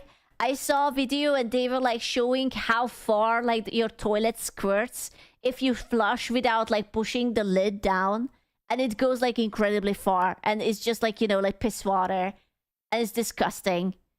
Yeah, it's just you don't see it. Y'all, it's called the toilet plume. Every time you flush a Oh, toilet, no. 145,000 particles of all of the poop, pee, puke, and whatever else has What did I say about the bacteria? Yeah. So yes, I put the lid down. Okay. So okay, lid down. gone into there, explodes Gentlemen. out all over the bathroom, covering your hairbrushes, your toothbrushes, spreading any viruses you're shedding. Ew. Okay. My toothbrush is in a cabinet. It's safe. Filthy animals. And if that's not the advice you wanted, take solace in the fact that your bathroom just got an extra chair. Womansplaining Men to Women, Part 9. Okay. Pardon my woman spreading. Some of you ladies have been asking how to deal if he doesn't make the bed or if his side of the room is a mess. You set him on fire. Easy. Yeah. Just leave it. No, you set him on fire. Or you find a blunt object that you accidentally aim against him. So if you absolutely need your bed made every day, the rule is whoever's the last one out of bed makes it. That's Sorry, true. that's just the rule. So if that's That's You true. know You the cannot rule. make it before. So do I. Ah. What? Say, you cannot come to me coming. I think. I don't know. I didn't think about the logistics. Excuse me. That's all you needed to settle the debate on who does it. What There the you hell? go. You can probably stop the video now. But I beg you to consider the actual power move. Literal best solution is if you both don't care if the bed is made. That's no. I would die. No, I will. Violence. No, don't leave your bed like that. No, you can't. Okay, so I have to make the bed because Link. When he vets, he goes into bed and he nuzzles. Why would I bother making my bed? Because if I'm it's just gonna mess it up again at the end ugly. of the day. Because you don't want to go into like an already ruffled bed. You want to lay down like you would be in a hotel and it's beautiful and nice. Now That keep is in mind, hotel. Also, vet dog in bed, vet doggy butt all over your pillow. No, Well, I don't have dog, so it's I good. swear to God. Why make the bed if no one sees it and it becomes a mess anyway? I see it. I would nuzzle the wet dog. Do not nuzzle the wet dog. He smells like wet dog. Okay, best solution. Yeah. Sleeping bags instead of beds. Ah. There, I have fixed society. Why are you like this? Wait, you could be so many things, and you still chose to be this. What's wrong with you? Why are you like this? Huh? Why? No, do not let him cook. Why are you like this? And until this episode, I have never, No, ever asked you Hamas. guys to simply not care about something. No. Just how to communicate differently about it. Or what it means. No. But for making the bed every day, I can sleep on the couch with a blanket, so I'm fine. You still have to like fix up the blankie, otherwise it looks weird. Hey. No? why do you care? I mean, A who's going bed to should see not it? be made because it can air out better and the moisture can escape, so it is more hygienic. There is even a study on this. Oh, I don't believe. No, man. Nah, this is just pure gaslighting. Oh yeah, there is a study. Hot so steak. must I be don't true. make my bed because I'm not Must be expecting true. anyone seeing it anyway. Must be true. Oh yeah, there's totally a study that if you leave your bed ruffled up, it's better. Must be true. I don't believe you. I bet that a man wrote that study. I guarantee you it was a guy. If he doesn't care, and you don't care, who cares? Yeah, who cares? Look at all this room for activities. I'm rioting. I died already. I'm rioting. Simply not making the bed is so much easier than getting out of bed and remaking the whole bed. She Sleep is in, while levitating so you don't need an bed. she's in cahoots with you guys. That's why you guys like her. She made a deal with the devil, aka the man. And that's why. Then when you want to get back into bed, you have to take everything off again and then get back in Ben and then could cover sleep yourself on back. the floor without blanket if he needs. We don't care, as long as we don't freeze. But it's uncomfortable. Don't you want like a nice comfy pillow and a nice comfy mattress and like a nice comfy blanket and just like cuddle it up and like hold it? It's not fine. Scott wanna marry her. You can't. Back up again when you could simply No marriage. drop in bed, pull the covers up. Now, if you're having guests over and your room is like the place that guests come in to throw their coats on the bed, for the love of God, both of you clean that room. As for Who puts coats onto the bed? Because we don't have coat hanger. Also, if I would ever see you wear your shoe inside my home, I'm going to chew your ankles off. Okay? I don't do this American savagery, okay? Same. Disgusting. Take it off. I scared Grok and there was Yeah. a study. I don't trust Grok, okay? Pillow always falls towards the wall anyway. Match. Grok lies. Grok said that Hungary is in Eastern Europe. You can trust it. his side of the room, same rule. As long as neither of you are regularly having guests in there or doing HGTV home tours, let the man have his space. Quite frankly, I simply pretend I do not see it. Now, there is a difference if he's But what if you have space, but your space is very aesthetically? Nah, I just fold really neatly to the side. I don't cover my entire bed. It's because like I just folded in. I just woke up and then just put it in the side, but in the very neatly fold. I'm not going to open up my fold because when I lay on my bed, I want to lay on the sheet, on my, like not sheet, like the things that cover me, instead of my pillow for some reasons, because I don't know. So I actually fold them quite neatly. Stacking up. Yeah, stack the shit up. I don't make my bed into covering like neatly and on top of my bed. I fold them onto the side. And I don't even really like exactly like go ahead and fold them in a like beautiful way. I just know how to fold it with my feet and my hand at the same time. So when I woke up, the way I fold it is going to be look really neat. Different than what my aesthetic is, and it's like basically just like a bunch of messy things. It's fine. No, but I die inside. Breathe can breathe. Can I get a paperback? This is a little bit traumatic for me. Oh yo, I need the paperback. keeping like food and trash in there like a damn raccoon, Sir, if you want to be Dexter's lab and do science experiments, you also need a rotating bookshelf. Now hit follow and stay tuned because for episode 10 we're covering Oh no. the man flu. The what? The man flu? The what? There is a second part of this, actually, where she explains it even further. Can I go to pee? I really need to pee. I have been holding it for an hour and I'm like Raccoon life, bursting. best life. Give me 1 sec. I need to pee. I'm dying. I'm gonna check the second part of the man's secrets. I need to know. I think the Panadol is not hitting me really hard. I'm very sleepy right now. Maybe there's some other, like... I do love to watch that particular one, but I do need to watch something even more.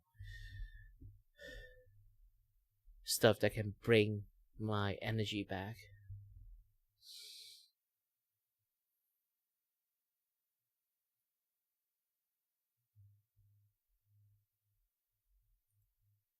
Bishoujo is good about you keeping your intellectual process, but that doesn't mean the process of giving it back to you is going to necessarily be like, here you go, do as you see fit. There's also other things involved in, like, just because I own my IP doesn't mean there's still other things relating to my IP that like aren't also being discussed and things like that, right? So it's always so much that goes into these things, and I'm learning a lot. I am learning a lot. One thing I have learned that from now on, I am definitely going to be pedantic about for the rest of my life is I have learned that if things can be taken in a different way, they absolutely will. So legally, if something writes something where it's like, we can maybe do this, never let that slide. Never let that slide. You have to be like, no, you need to tell me specifically this or this. You need to specifically in writing tell me this or this. I have learned that there's a lot of maybes and there's a lot of things that are like, oh yeah, that's kind of how it works. And I have learned to just be like, I do not understand. Explain to me in your words what this means. Explain to me, just to explain, this is what's happening, correct? Are you willing to XYZ, correct? Like, it's ooh. People will, oh my, I mean, business is just like dating, right? I guess, where people promise you the world. You get with a husband and he's like, baby, you can cannibalize me all the time. I will clean, I will shower daily, I will brush my teeth twice a day. And then a month in with your husband and you realize he brushes his teeth once every 3 days. He showers once a week. And suddenly you're like, this isn't what I signed up for. So yeah, definitely.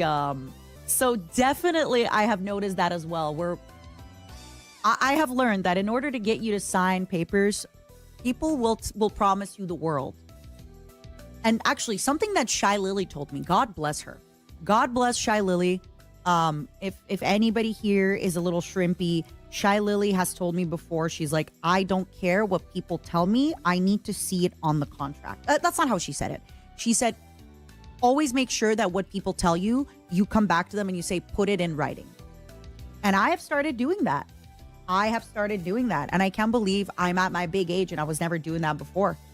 But Lily started being like, Matara, tell everybody to put it in writing. That's why I make a few promises. Listen, just don't tell your wife you're going to brush your teeth twice a day and shower once a day and then brush your teeth once every 5 days. You know, I promise I will try to be bearable.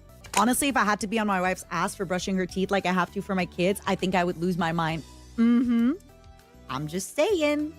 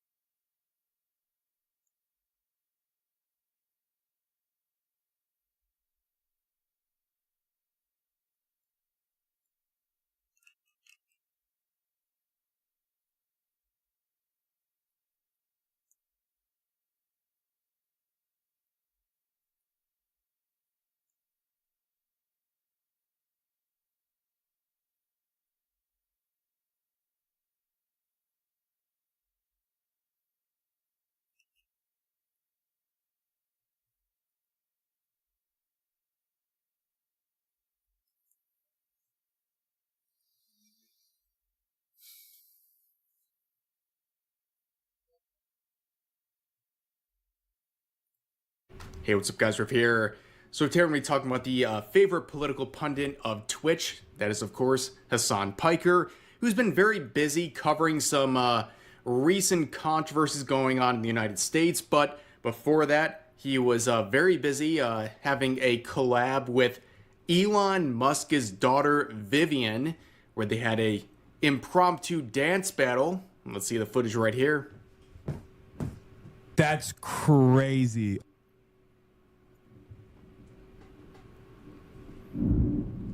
I mean, it's crunchy, but that's not entirely.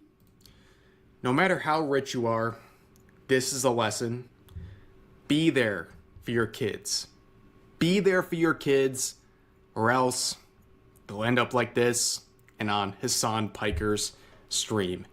But anyways, there's been some major riots going on in Los Angeles over some ICE deportations happening in that area, and Hassan Piker has been on the scene. He's on the front lines, trying to cover from a distance what's going on there, where people are being shipped off from this country, deported for not being legal citizens, and he's there, right? And on top of that, it's been mostly peaceful protests, as you can see. Basically, nothing beyond just peaceful protests have been happening. And, you know, sometimes, I guess, some murals like that of Kobe Bryant and his daughter, who both passed away in a helicopter crash about 5 years ago. I guess they're not safe from these protests. I guess this is something that the people who are rioting feel are a necessary target. But anyways, Hassan, like I said, he's been watching from a distance, and he's been on the streets. I mean, literally, he's been on the highways trying to protest. And, well, as it turns out, the government's not responding well to people like Hassan. So he and the fellow protesters, they're getting flashbangs by various law enforcement. Let's watch this clip real quick. I think they're gonna push in from this side of the road. Oh, fuck.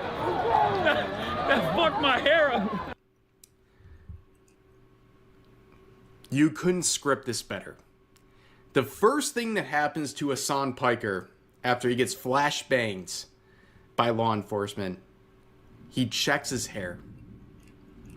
You can't make this up, ladies and gentlemen. But of course, what he's doing, blocking a highway, is illegal in California.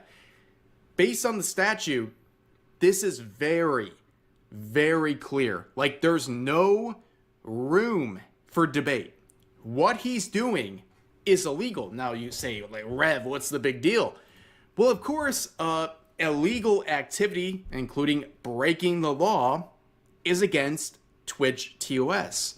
Now, of course, you're not surprised, right? Everyone watching this video knows that Hassan Piker is above the law, so to speak, when it comes to Twitch. But, of course, this is just another reminder that he doesn't suffer consequences.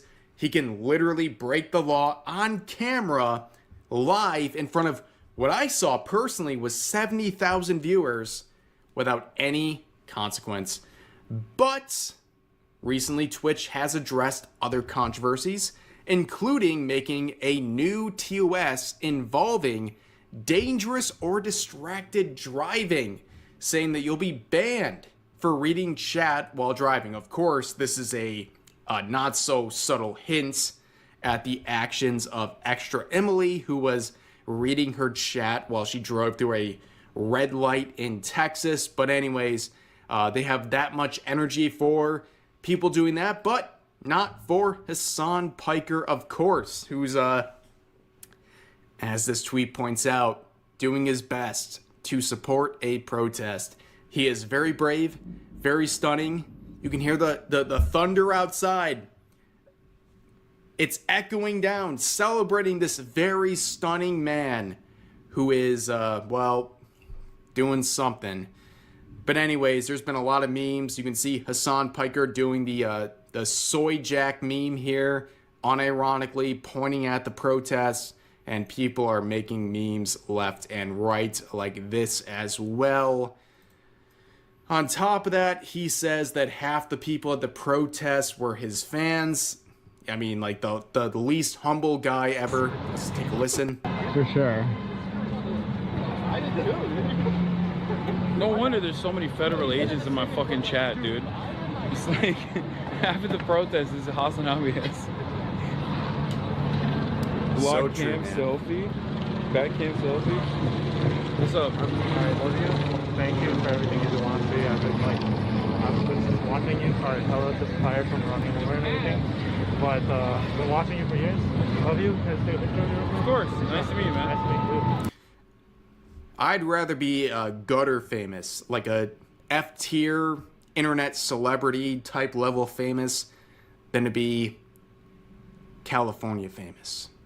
Yeah, fair enough. But of course his ego is out of whack. He thinks he's like the main protagonist of the entire situation.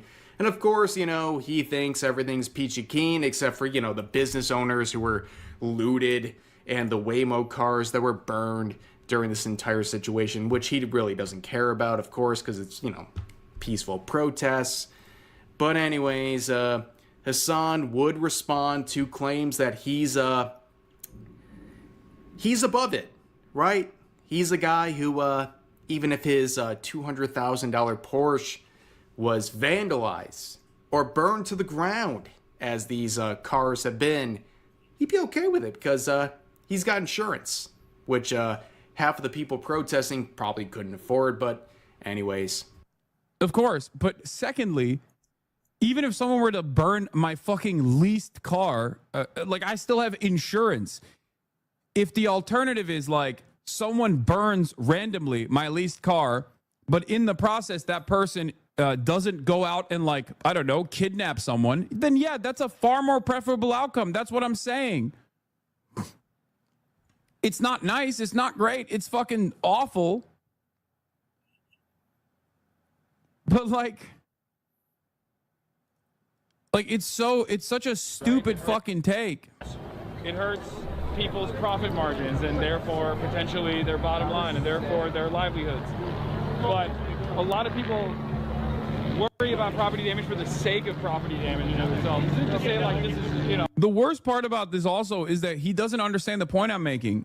I'm not saying that, like, not only is it a false equivalence, but also I'm not saying like this is good, this is great. I really love that they're burning Waymos. I'm not saying that at all. What I'm simply saying is the reason why people care about property damage is because it hurts people, right?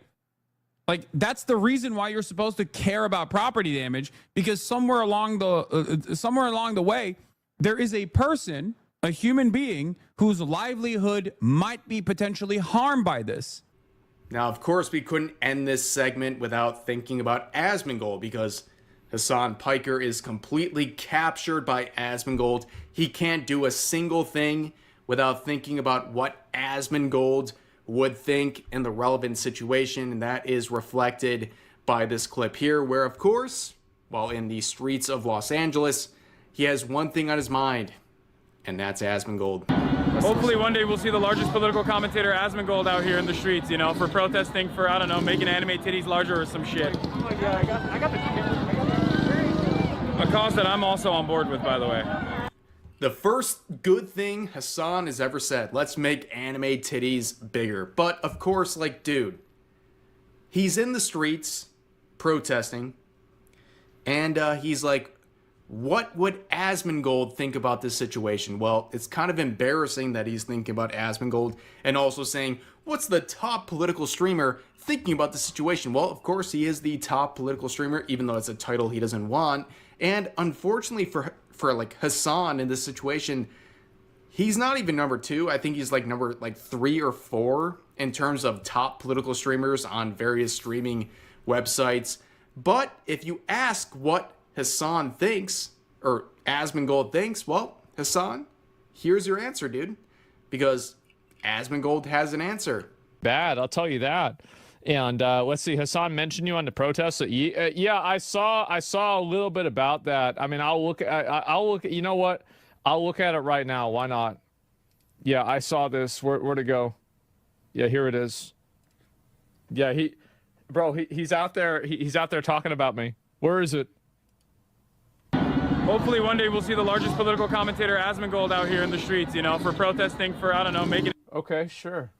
Yeah, I'll go with the National Guard to arrest everybody who's standing in the highway. Yeah, I think that sounds great. Yeah, if I could go and do that, I feel like, you know what? That sounds like a really good idea. I love that idea. This guy's smart. And to continue further, while he thinks that Hassan and protesters impeding on the 101 freeway in LA should face punishment, as they should, by the way. That is against the law, but I guess people like Hassan are above the law, despite the fact there's been Marines sent into the area as of today. It's a big mess, and let's see if Hassan carries any sort of punishment for what he's been doing, a clear violation of the law. But anyways, Hassan also thinks Twitch should punish Asmongold for his rhetoric. You hear that? Do you hear the thunder? It feels symbolic. Hassan thinks Twitch should punish not him, but Asmongold for his rhetoric surrounding the Los Angeles protests, saying he will get no punishment for this. I'll probably be banned before he does. Disgusting. I'm not going to play the clip. We've seen enough today. I'm at a loss. The self-awareness, it's gone. This guy's off the rails. He knows that Twitch is not going to do anything about him, and he's thriving on it. He can literally break the law in front of 70,000 people, and he can sit there comfortably in his $3 million mansion knowing nothing is going to happen to him. That is Twitch in a nutshell, and why so many people are leaving the platform.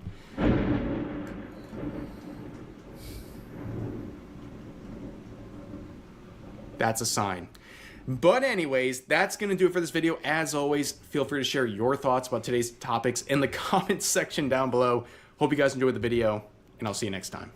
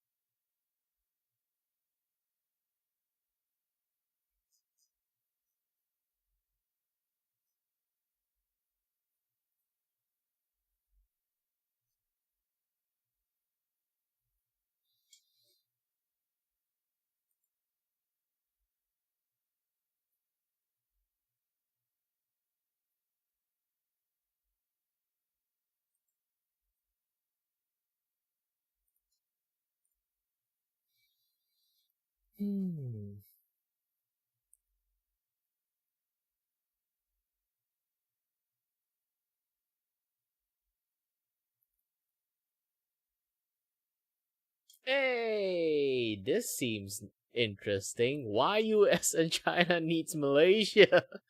Let's take a look. While the world watches China and India, Malaysia is quietly staging one of Asia's most impressive economic comebacks. The nation's prime location. Also, same time we are screwing up in the same ass time.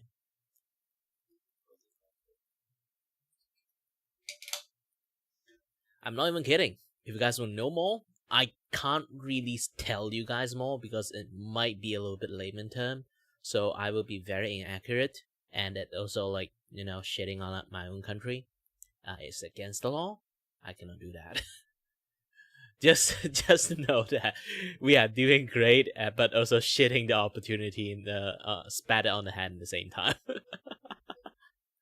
Along crucial shipping lanes and its booming tech sector attracting substantial foreign investment are positioning Malaysia as a formidable economic force in well, basically sensitive snowflake government. Yes.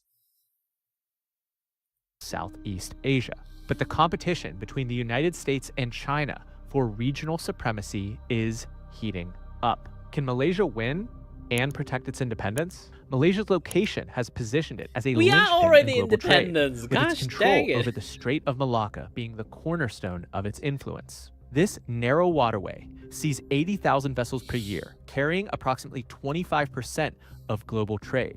making it a vital artery to the world economy. From semiconductors to oil, the Strait sees all essential geopolitical goods pass through. Malaysia has actively leveraged its location for economic and diplomatic advantage. It has developed 2 world-class ports, Port Klang and Tanjung Pelepas, making technically Tanjung Pelepas. Aside from that, there's also Singapore port, and Tanjung Pelepas has been. I think the port need a lot of renovations, due to they keep digging, like basically Singapore is a very small island. They sort of like expand the size a lot by purchasing soil from Malaysia's and filling it up. So they kind of like filled the gap in between like Malaysia's and like the island of like Singapore. So they kind of like narrow it down a lot to the point that it kind of like people just like go around it. Like some ship actually do decide to just go around it instead of like like bigger class ship will just go around it. Smaller class ship will just still go in between, but yeah. So basically like Singapore become like the and ironically they keep filling up the area because like obviously you can't toss it outside the trenches, like the sea trenches area. So they're going to fill up like close to the bigger landmass. So ironically, they kind of like plug the road in between, like the sea route between like the Malaysias and Singapore. So yeah, I'm not really sure it's funny or not, that kind of things. Like it's been a history for that, and fun and more funny as shit is they basically just purchased water from Malaysia's and then resell it in higher price. And Malaysia's like just stupid and just bought it. the country a major transshipment hub. Premium Singapore water. These ports serve as crucial links in international logistics chains, making Malaysia an extremely attractive destination for foreign investment, particularly its tech sector. But to maintain its economic gains, Malaysia must maintain an equilibrium between the US-China rivalry, which has become increasingly difficult as the world polarizes. This approach is rooted in the country's historical commitment to non-alignment, allowing Malaysia to preserve its sovereignty and economic interests. But China has been Malaysia's largest trading partner for 15 consecutive years, with bilateral trade reaching $212 billion in 2024. Simultaneously, Malaysia's security ties with the United States remain robust, exemplified by the long-standing bilateral training and consultation group agreement established back in 1984. Prime Minister Anwar Ibrahim has emphasized the need for Malaysia to carefully navigate both relationships. But critics point to Malaysia's involvement in Chinese-funded Belt and Road infrastructure projects in pursuit of economic development. These raise concerns about growing Chinese influence and potential debt traps that have been issues sparking controversy in other BRI countries. Ibrahim and other leaders point to Malaysia's intentionally diversified military partnerships as a counter to that argument. Malaysia has enjoyed security cooperation with the United States since the 90s through numerous exchanges, joint training exercises, and visits, including cooperation in annual exercises. Yeah, actually, I didn't know about that. Technically, Malaysia, like marine or like soldiers, like land soldiers, not machinery, this and that other stuff. Like among like the ranking of the people who do joint exercise with American, like we are the top 3 of them. Like I mean, like expertise, like the skills that they display and stuff. I'm actually very surprised when I heard about it, but that was like when I was like in primary school. So yeah, it's a little bit different nowadays, I think. The Malaysian Armed Forces have welcomed visits from American naval vessels and aircraft carriers like the USS John Stennis and the USS Abraham Lincoln in the recent past. The country is also secured through the 5 power defense arrangements with Australia, New Zealand, Singapore, and the UK, creating a multi-layered security architecture. But simultaneously, Malaysia has cautiously expanded military ties with China. Military links began in 1995 and have grown steadily since Malaysian and Chinese defense officials pledged to advance military cooperation in 2011. And it looks like the US may be falling behind China in regional diplomacy. Studies by the RAND Corporation reveal that China's influence in Malaysia exceed America's, placing Malaysia alongside Indonesia, Thailand, and Vietnam as countries where U.S. influence lags. Which Malaysia reality is a comes Muslim into focus as country, Malaysia by tries the to way. navigate Chinese assertive actions in the South China Sea. For now, the Chinese economy is way larger, and Malaysia is going to have to get richer if they want to compete. This is a big deal. Have you noticed how certain news stories seem to disappear from your search results? Big tech's algorithms aren't just tracking you. They're determining what information you're allowed to see. I recently stopped using Google and switched to a search engine that has completely transformed how I research videos for this channel. Let me show you what happens when I search for Malaysia religious persecution. What's fascinating is that the results immediately show perspectives from across the political spectrum. You get coverage from multiple viewpoints, giving you the complete picture without hiding stories that don't fit the right narrative. I particularly appreciate how they clearly indicate the political leaning of each publication.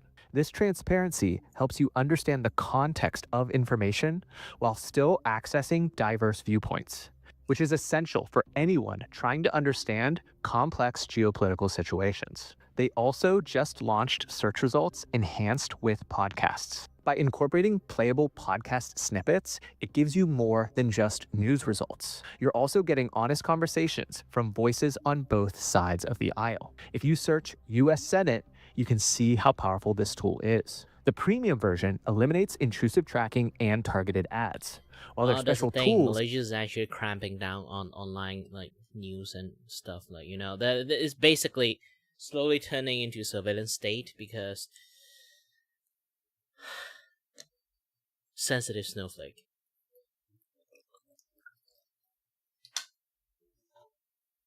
Yeah, we have starting to they starting to still stealthily like roll a lot of like sensitive like internet restrictions, ban and surveillance, like DNS surveillance, this and that, and other stuff. It's been annoying.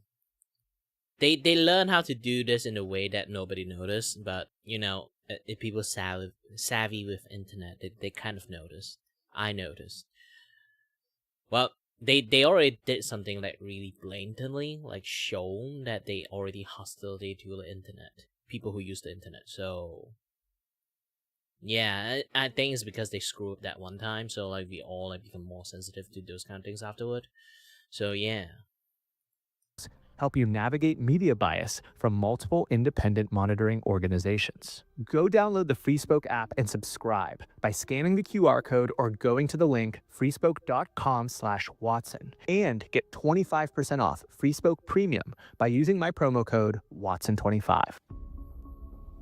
Malaysia's economic transformation since gaining independence in 1957 is one of the best stories in the Eastern Hemisphere. Initially dependent on rubber and tin exports for over 90% of the country's revenue, Malaysia has evolved into a hub for advanced industries like semiconductors and artificial intelligence. The manufacturing sector now contributes $280 billion to GDP, while the services sector accounts for nearly 55% of annual GDP growth. This diversification makes the country more resilient to economic shocks and less dependent on a single industry. Technology products, particularly in the semiconductor industry, have replaced rubber and tin as the country's primary exports. And among the forces powering this is talent from abroad. In 2023, Malaysia granted a record-breaking 154,000 expatriate passes, the highest number since 2018. Many of those workers have helped set up Malaysia's technology assembly facilities, which would be considered the lower end of value-add manufacturing. But the Malaysian government has signaled its intention to move up the value chain in semiconductor production, aiming to focus on the front end of manufacturing processes, including water fabrication and photolithography. To support this ambition, Malaysia established a National Semiconductor Strategic Task Force in 2024, highlighting the critical importance to the country's economic future. But their economic transformation extends to the critical minerals sector, an increasingly important part of global tech supply chains and an area of interest in the US-China rivalry. As great power competition shifts from oil to the minerals that are essential for advanced technologies, Malaysia has positioned itself to benefit from friend-shoring initiatives. Developed economies are seeking more secure supply chains for minerals like gallium and germanium, which are essential for high-performance chips used in defense and advanced computing applications. Malaysia has a growing role in processing these critical minerals, which creates economic opportunities and geopolitical leverage. Another growth opportunity is Islamic finance, a sector that's grown by over 500% in the last decade. Malaysia has positioned itself to be at the forefront of a trillion-dollar industry based on Sharia principles, which prohibit interest and speculative activities while focusing on risk-sharing and ethical investments. By 2023, Islamic banks in Malaysia reached $260 billion in total assets, accounting for over 30% of the country's banking assets. The Malaysian government's Islamic Financial Services Act of 2013 provides a robust regulatory framework and sets a global standard for Islamic finance governance. As a result, Malaysia has been setting new records for the issuance of bonds year after year that generate returns without violating Sharia principles. But outside of this success across the whole country, one island is particularly thriving. Penang is a small island occupying just 1,000 square kilometers, but it now contributes nearly 8% of the country's economic output. The region's rise as an unlikely innovation center began in the 1970s when Malaysia sought to diversify its economy beyond commodities. Penang's leaders took a calculated risk by establishing semiconductor plants and actively pursuing foreign investment. This strategic move laid the groundwork for what would become one of Asia's most dynamic tech ecosystems. Initially, they faced significant hurdles, struggling to attract investment due to inadequate infrastructure and a limited skilled workforce. To overcome these challenges, Penang's government invested heavily in modern industrial parks and a robust highway network, while offering tax incentives and streamlined bureaucratic processes. Decades later, the state has become renowned for high-end processes like wafer fabrication and integrated circuit design, and the state now accounts for 5% of global semiconductor exports. By 2023, Penang attracted over $13 billion in foreign direct investment, partially powered by its cost effectiveness compared to other tech hubs. Their lower costs of labor and well-developed infrastructure have led American semiconductor companies to maintain and expand operations within Malaysia. Intel, whose first facility was established in Penang in 1972, announced in 2021 a $7 billion investment to build a chip packaging and testing factory. Similarly, GlobalFoundries opened a hub in Penang to support its global manufacturing operations, while German chipmaker Infineon announced plans for a third wafer fabrication module in Kulim. As part of a larger national strategy, the Malaysian government is committed to building upon Penang's achievements. Plans are underway to train an additional 60,000 high-skilled local semiconductor engineers to address labor shortages and support the growth of the tech industry nationwide. And get this, the country now produces more engineering graduates per capita than the United States and Germany. This pragmatic approach to economic development and superpower Trust competition. Me, most of the engineer doesn't know what the fuck they're doing. I'm an engineer graduate, so I know I work in a lot of various diverse groups. When I was like studying mechatronic. Mechatronic is basically like a hybrid form of like electronic and mechanical like study, both kind of mixed together. So I work with both groups. I understand mechanical actually they actually are much more practical than the electronic group. The electronic group, holy shit, most of them, like I can say like 80% of the people that I met so far, they are all basically just bookworm. I'm not even just like bookworm, it's like book smart, not even bookworm. They only book smart. Why I would call them book smart is because they only remember all the things only for the exam. After the exam, they basically toss everything out the window. They still get A for a lot of stuff, but the problem is they just have a very good memory. Not like they are very flexible or like they're very smart on utilizing those skills they just learned. Because they never really intended to use them in the first place.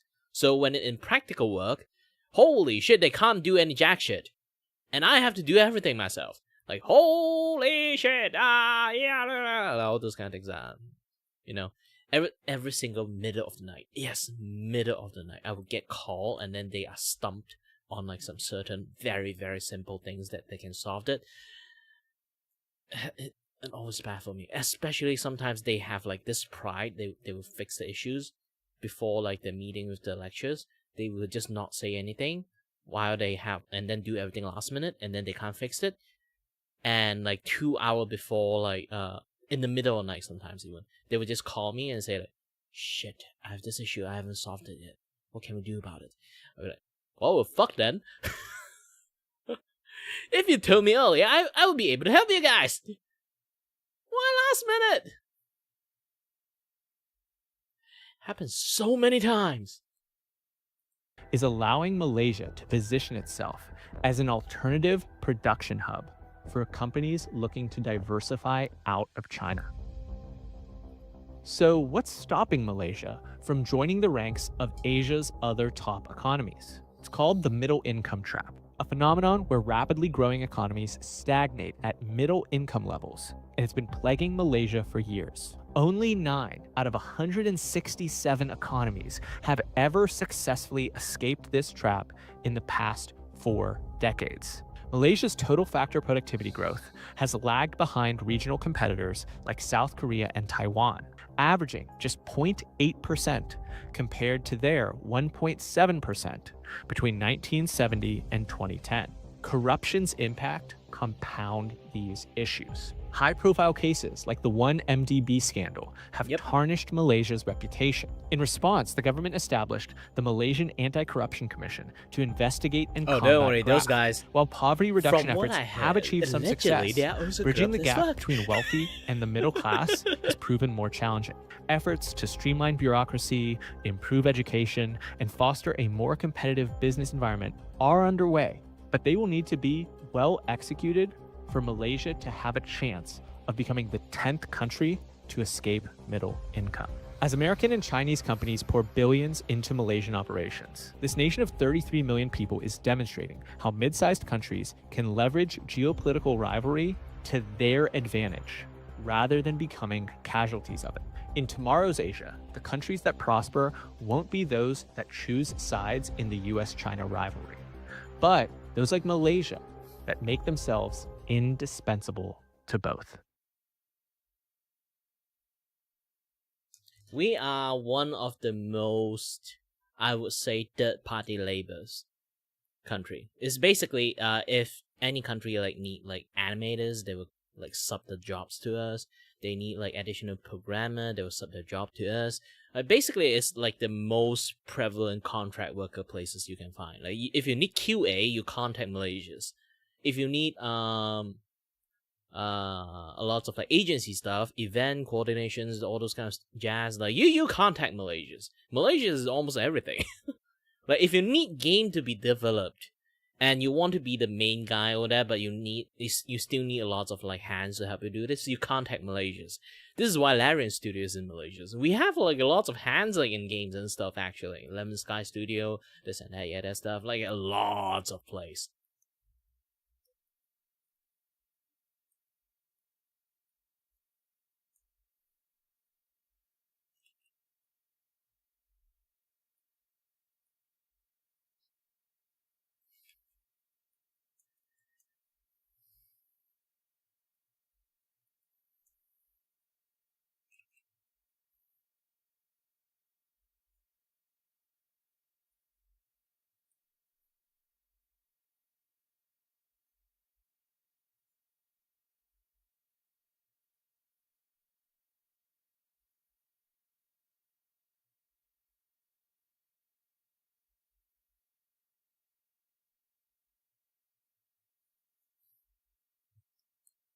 Hold on.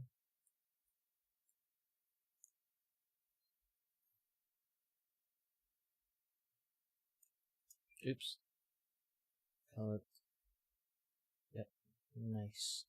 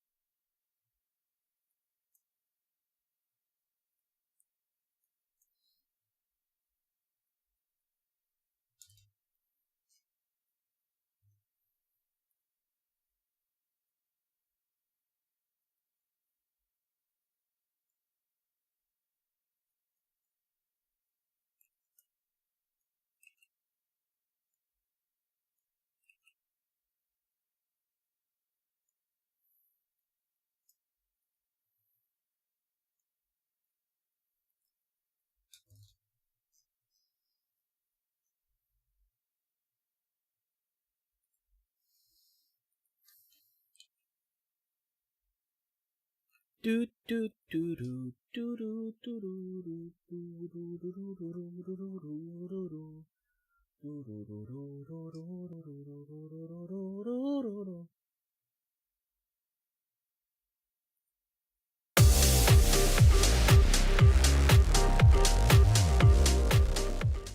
I want a divorce. She wants a divorce. Tired of marriage counseling. I'm tired of trying. I'm ready to leave. I'm ready for a divorce.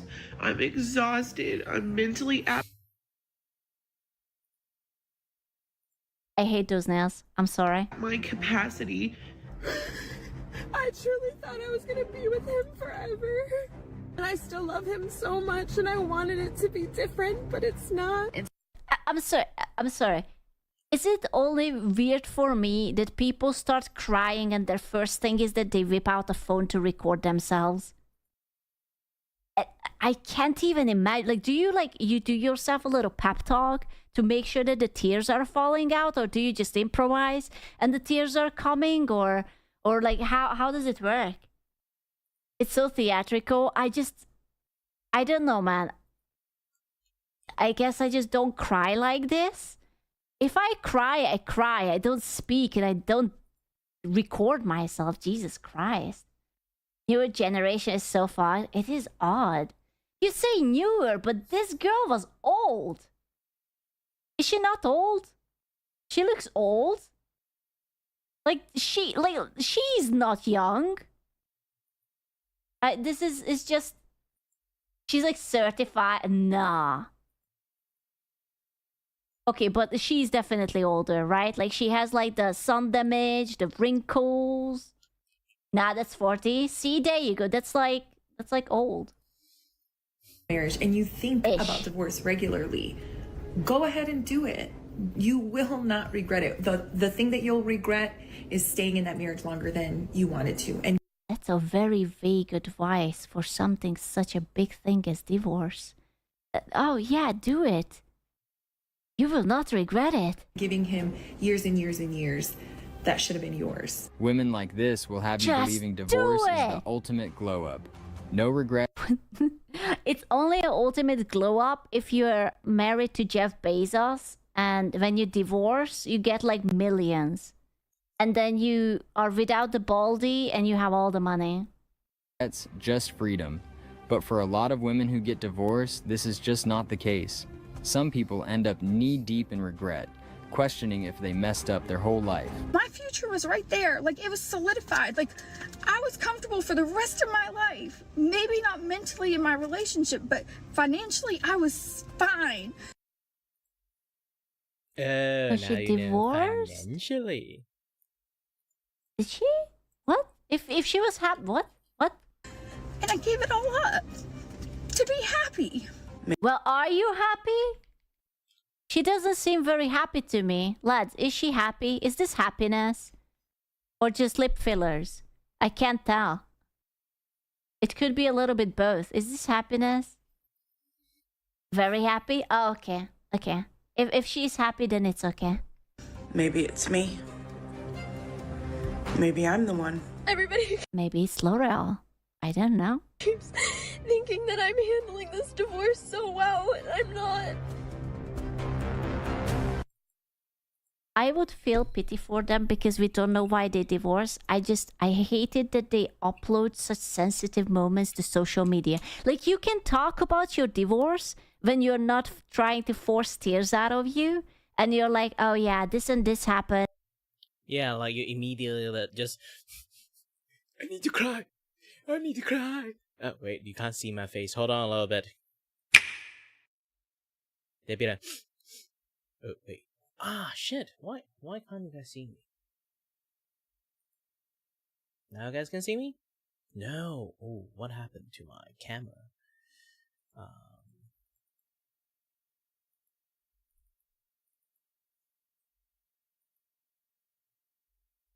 Nope. Something wrong with the camera filters? Nope. Hold on a little bit.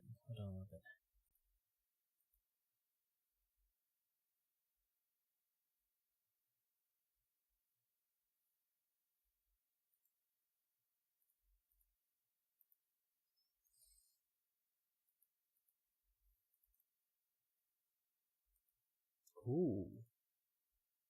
Properties. Captured. Over window 10. Yes, now you guys can see me. Sorry I haven't like taken a bath yet, so my hair is not like the best moment at the moment. Alright, hold on a little bit. Okay, there, I need to cry. I need to cry. Okay, there's some tears now. Is it? Take a selfie. And then, okay, I got tears on my head. And it's time. 3, 2, 1, show start. I feel like that. Seriously, I do feel like that kind of situations. I'm not even kidding about it. I might over exaggerate it a little bit, but I felt that way.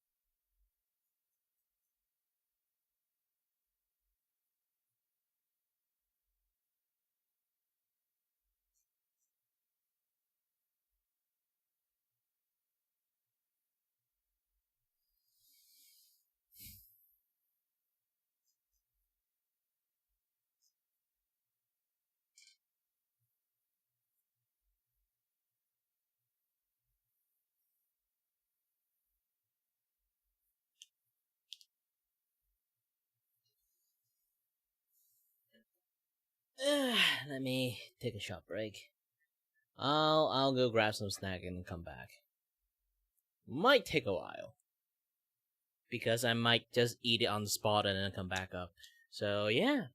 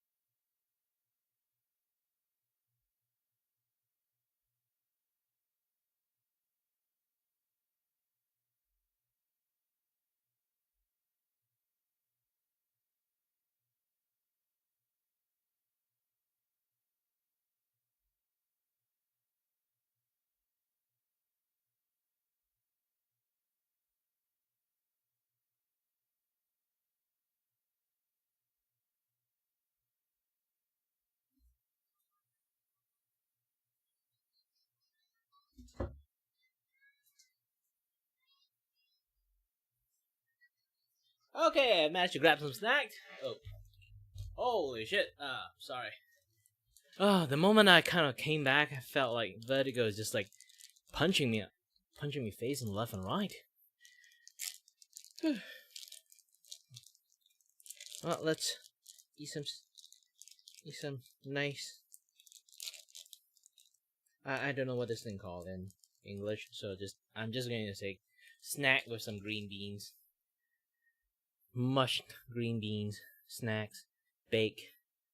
I don't know how to call this thing. Ow.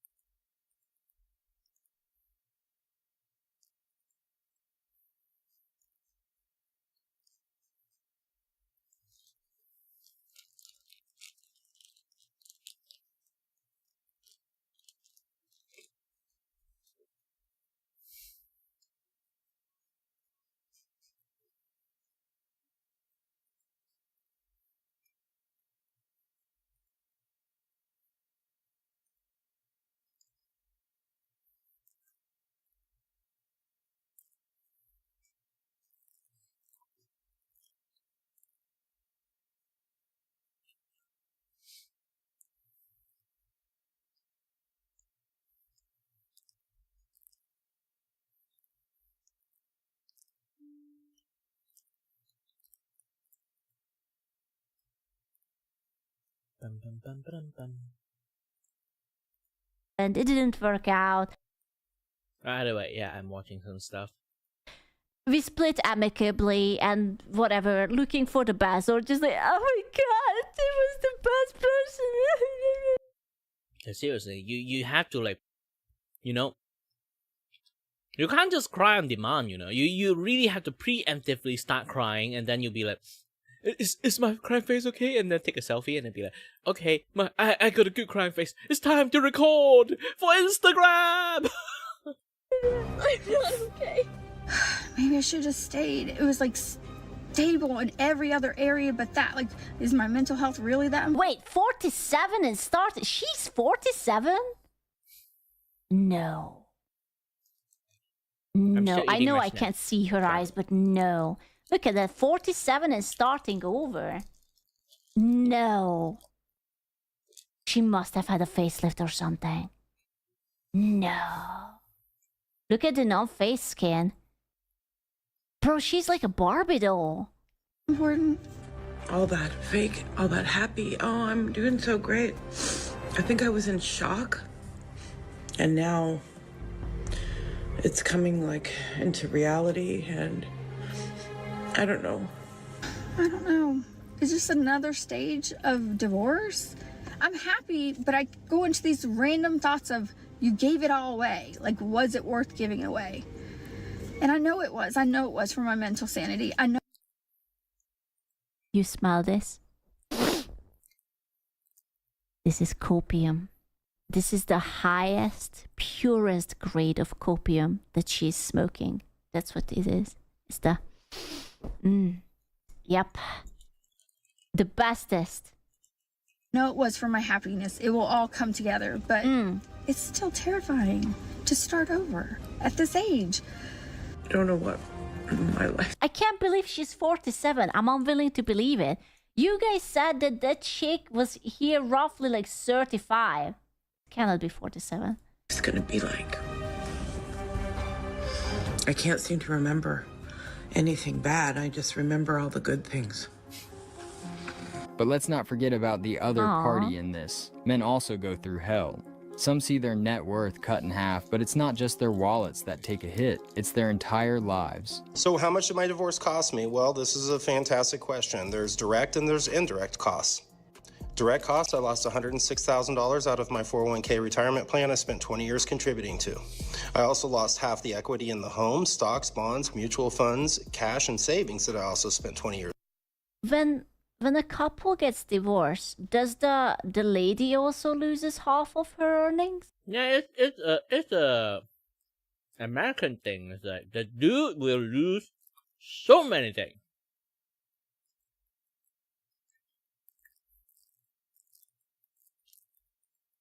Sometimes the married couple actually do cahoot with each other. They're still living together despite a divorce. Because if a single mother's taking care of a kid, they will get governmental support. So, while they have child support, which they are going to pay anyway because they are still together,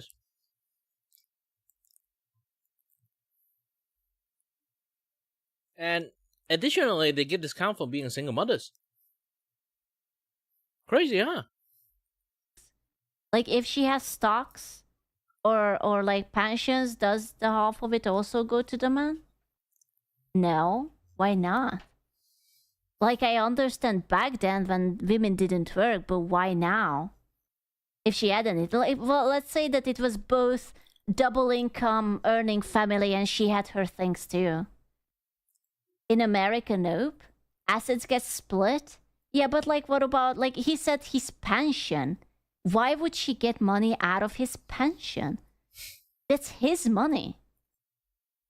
No? Am I stupid? Am I not understanding the law right? Usually women get favorable divorce split. But why? Like, I also understand if they have kids and the kids stay with the mom, like you pay the alimony and whatever, but why would men ever marry someone? Why would you risk this if you know that after divorce you can get anally penetrated by the law? What's the stonks in getting married for the man if your livelihood is in danger? That's the $1 million question. Well, yeah, I'm asking it here. Or why would you not write a prenup immediately when you start like getting married? This is why I'm here. Tax breaks? No tax break can be this good. Men get pushed into it. But surely not all of them. Like, I would totally just write a prenup. Like, if you don't want to divorce me, then the prenup doesn't matter.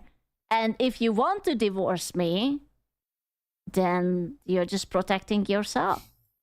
Prenup cannot help most of the time. Well, can you not write like any other document that is like a prenup that yours is yours and hers is hers? Prenup is self-defense. Exactly. Like, listen, hear me out. If your beloved person gets offended by the idea of prenup, then you must think about it, because if you don't want to divorce me, then it doesn't matter, because what's mine is yours and what's yours is mine. But if you want to divorce me, then why the fuck would I risk it? Because, you know, I don't know. Contributing to. I also lost half of all the non-liquid assets like furniture, household goods, like the reason why I'm standing so strongly on this is because this happened with my cousin.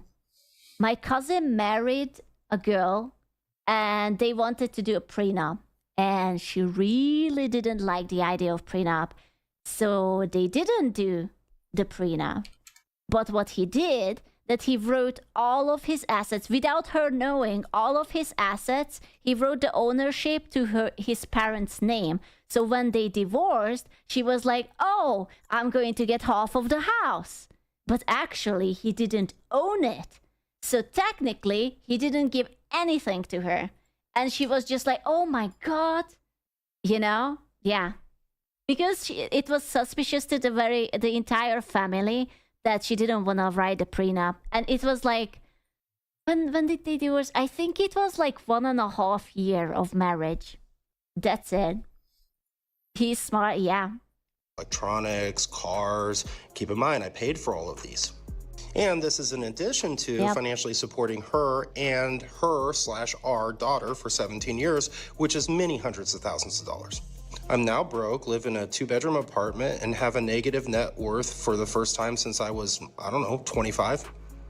Indirect costs, my job, my sobriety, my self-worth, my... Dude, that's so crazy. I feel like people don't ever take it into accounting how much of a toll it takes on a man. Like, dude. Masculinity, my hope for the future, my ability to trust women again, my belief in God, my pride, my motivation, my physical health. I don't know, let's just say everything. Hearing one man lay out the sheer cost of his divorce is gut-wrenching enough. The crushing weight of alimony, child support, and the emotional fallout can push men to a breaking point.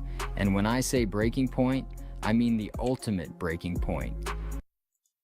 That's true. They always do say that men have a higher percentage of logging out of the game, unfortunately. A permanent solution. Divorced dads 10 times a day end themselves because they've come to the conclusion. And I'm sorry, but then they are not very good at doing the job. I'm so sorry. What do you mean they end themselves 10 times a day? What a strange way to phrase it. I'm so sorry. You can't, that's a stupid way of phrasing it. I'm so sorry. I'm the problem. I'm the a-hole. Remove me. They're cut off from their legacy. They're cut off from their kids. They feel rejected. And the person that I put ahead of my life, that I sacrificed. He means from the whole group. I see. It was just I'm sorry. I'm sorry. It is sad. He just said it in such a stupid way. I'm so sorry. Or that I love, that I put on this pedestal, has abandoned me. Maybe I am worthless. Maybe I am a piece of crap. Maybe I don't deserve to be alive. And that negative self-talk drives them into the pavement and they take a permanent L. And now that pain and misery they feel inside gets rippled into... Dude, is it even worth getting married? If I would be watching this video, I would be terrified. Like, what if you get married and she just like, poofs with half of your savings, half of your everything. You have to move out of the house. Or, dude, that's scary. Good luck, lads, with proposing and, like, first girls meme at you and dab at you because you're short, and now they are leaving with half of your belongings. In Europe, divorce laws are a lot different. So in Europe, you don't have to give 50% of your earnings to the female. Even versus some places, they are common law marriages. Some poor guy had a roommate who sued him from alimony, even though they were never together. What? What? She won? What? Okay, but...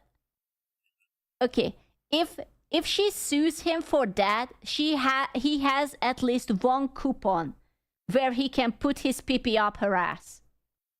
Because if he gets the thing, that at least one butt stuff, okay? That's mandatory butt stuff. Otherwise, you don't get a singular penny. Like, fine, take it, but one butt stuff. To the family, into the children. And the scariest part is, for kids whose dads end themselves, they're more likely to do the same thing. My dad didn't stick around. Why should I? Now, are there guys that are bad in their marriage and deserve to get divorced? Of course. Oh, but shit. some men get handed That was some intense stock footage. Jesus Christ. divorce papers for reasons that are simply unjust. Why get a divorce after 25 years of marriage? The short answer is because it is not too late to be happy. And I finally got to a point at the beginning of the year where I decided that it wasn't too late to be happy. I still have, hopefully, many more years left, and I would like to be happy for those years. Now, all I heard was I. Well, okay. I don't entirely disagree with this because, let's say, what if the guy was like, sort of like tuned out of the relationship? What if they had nothing to talk about?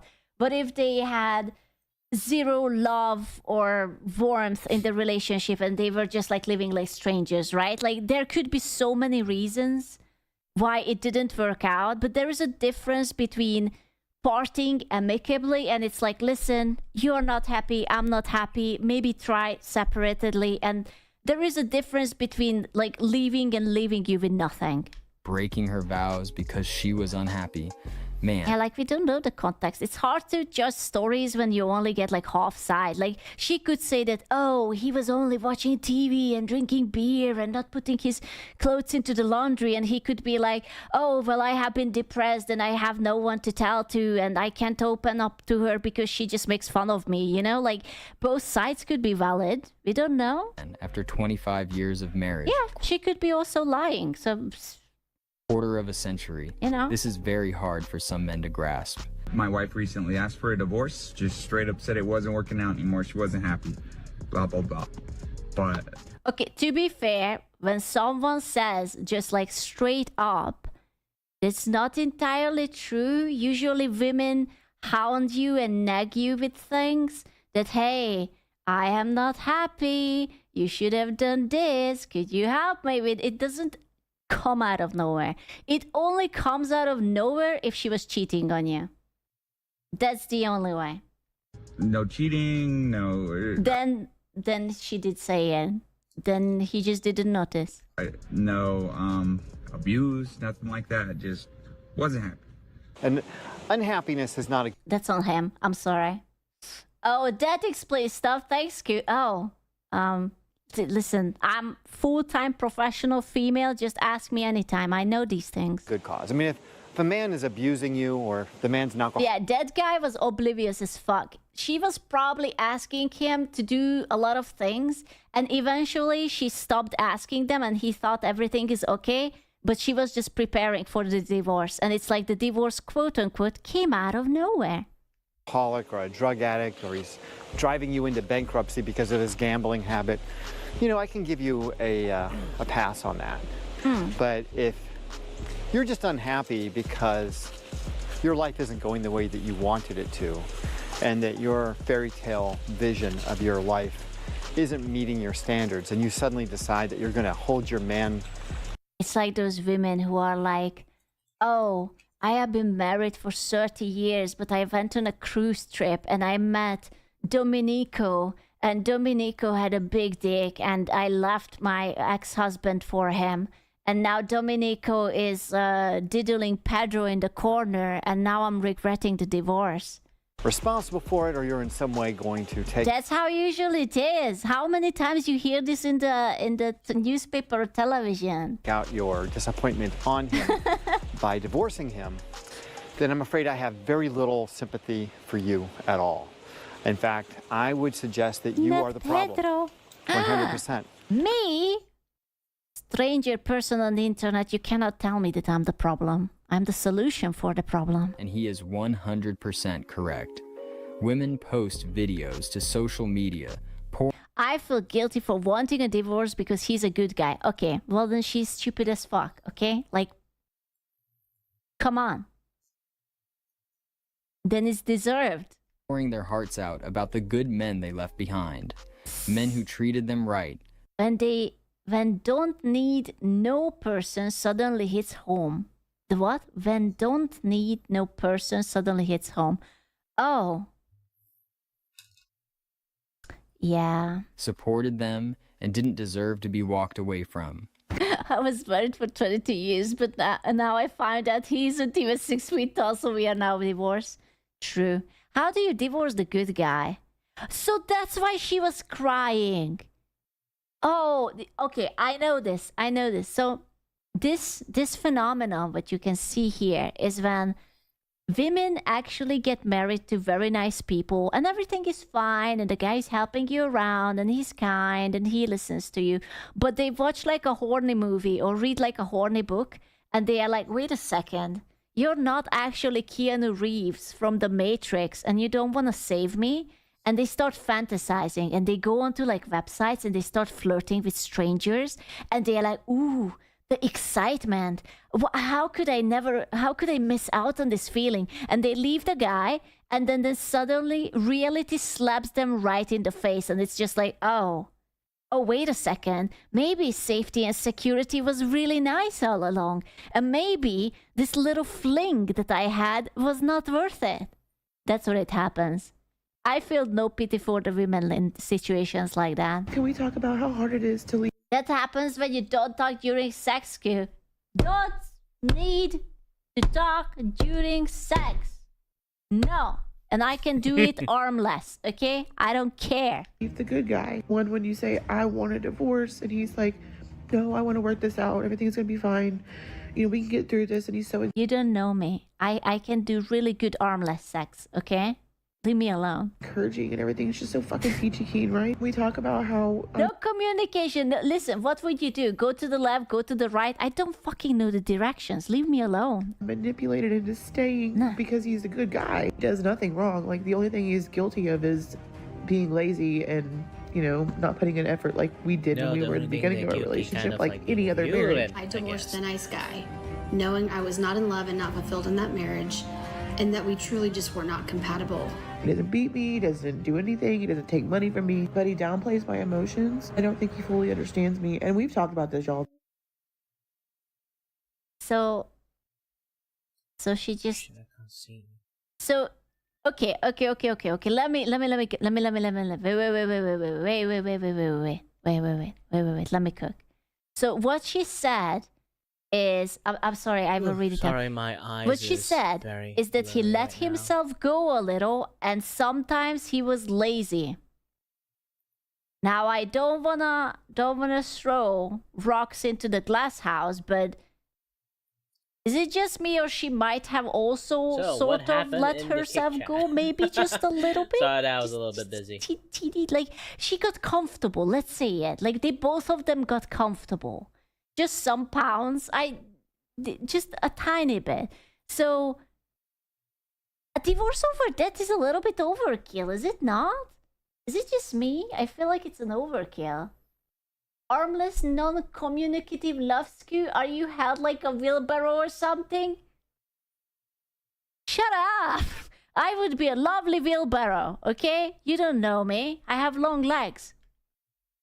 What the fuck? Me, and we've talked about this, y'all. This has all been in counseling, but how do you leave the good guy? You'd think women would be stepping up saying, no, this is wrong. If your husband is good, don't leave him. But the reality, it's quite the opposite. If your husband is a good guy, but you're ready for divorce, you're not a bad person. So don't let guilt... Wait, you're not a bad person. But you will regret it after, and you're gonna cry about it. And I'm not sure if people should feel pity for you because you left a good guy. It's keep talking about. I know, like, I don't think it makes you a bad person. Like, you don't need a reason why you don't want to keep in touch with someone. It's just you cannot make a pity party that you're the victim when you left. Like, take responsibility. That's your L. You made it. You know? Like, she's not a bad person. She's just stupid. Like, stupid people are not bad people. Yeah. She's not a bad person. You're just stupid. It's different. She's also hurting him, though. Well, yeah, emotions, I guess. I thought you guys were supposed to be men with like 192 centimeters with no emotions, only straight, hard, solid steel abs. Nope. Huh? Get the best of you. The guilt you're feeling is actually not guilt, okay? Because guilt means it's regret. It's regret. It's not guilt. It's because you fucked up. You're doing something wrong. But you're not. Sorry for having emotions. Unforgivable. This is all cope. Yeah, it's regret. Doing something wrong. And therefore, it's not guilt you're feeling. It's the discomfort of making a choice that you know is going to be hard for some.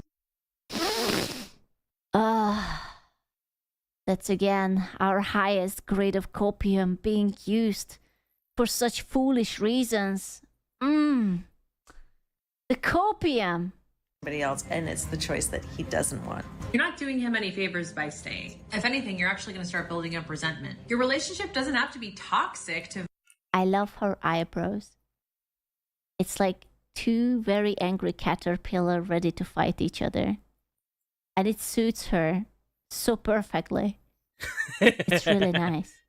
Validate your feelings of wanting to leave. You do not need to be in an abusive, awful, horrible relationship for you to justify why you want to choose your... Okay. Whoa. We jumped like 5 steps. Like, we were talking about leaving a nice guy whose biggest problem is that sometimes he's lazy and wants to watch TV or play a game. And now she's talking about abuse.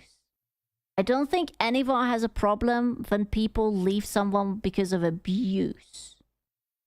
That's not what we are talking about. We were talking about leaving the nice guys who are just not Brad Pitt, you know?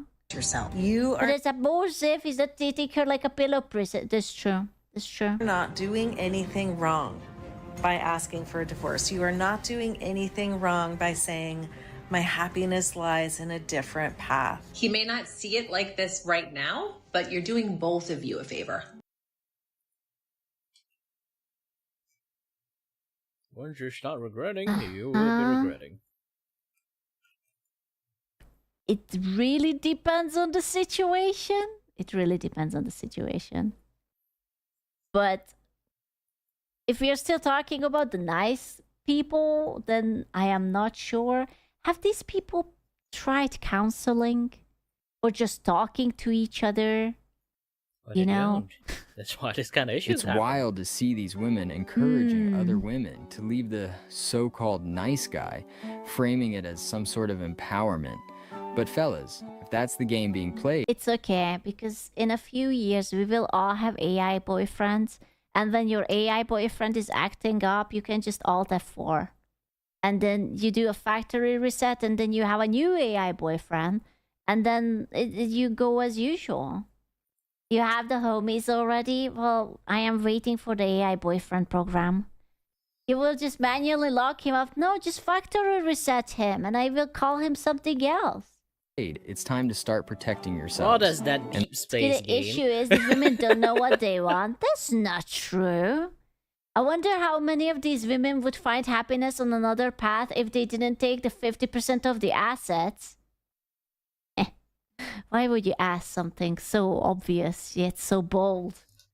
What if I missed the previous AI boyfriend? Maybe you have like a backup in the clouds and you can like restore it. In the first line of defense, a solid prenup. See, there you go. A prenup. See? I knew it. That's the smart decision. Do a prenup.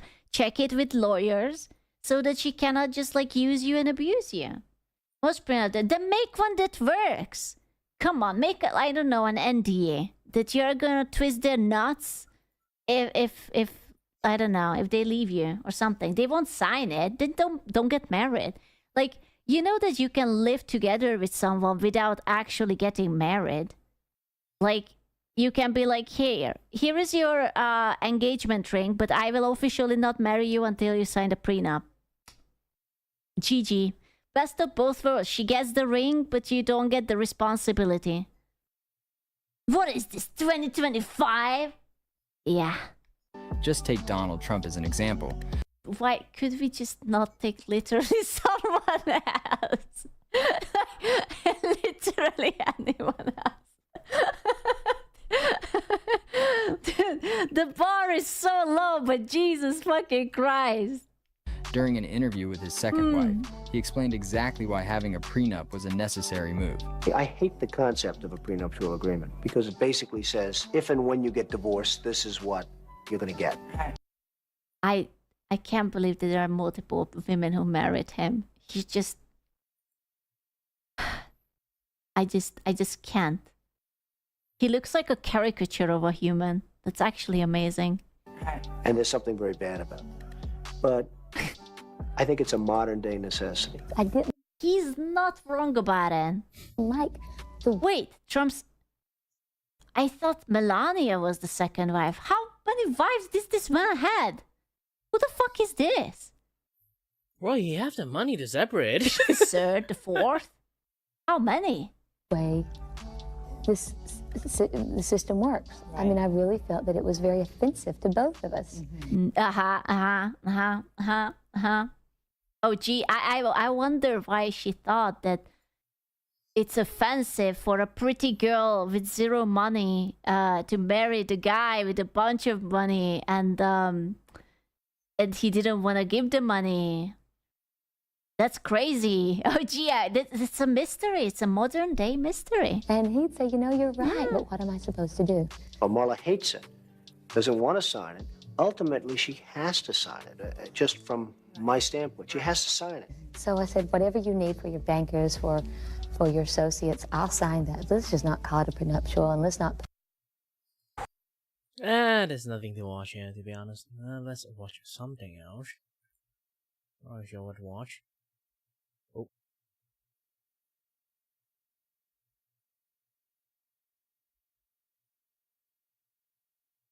Oh gosh dang it, there's a lot of people here. Either way, hi there. Bot.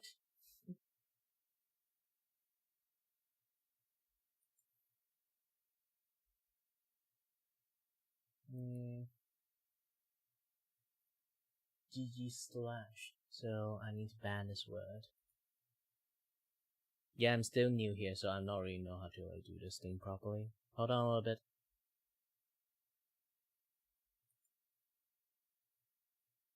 Chat. Okay. GG/.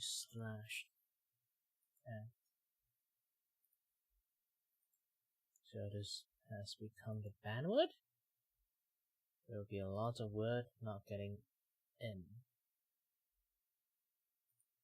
I really hate doing a lot of moderation stuff because like this is always like going to flood in here and there, yada yada stuff, you know.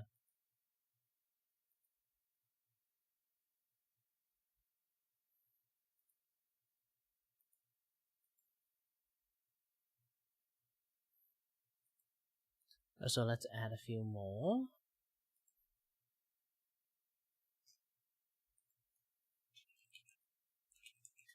Kickbot. Okay.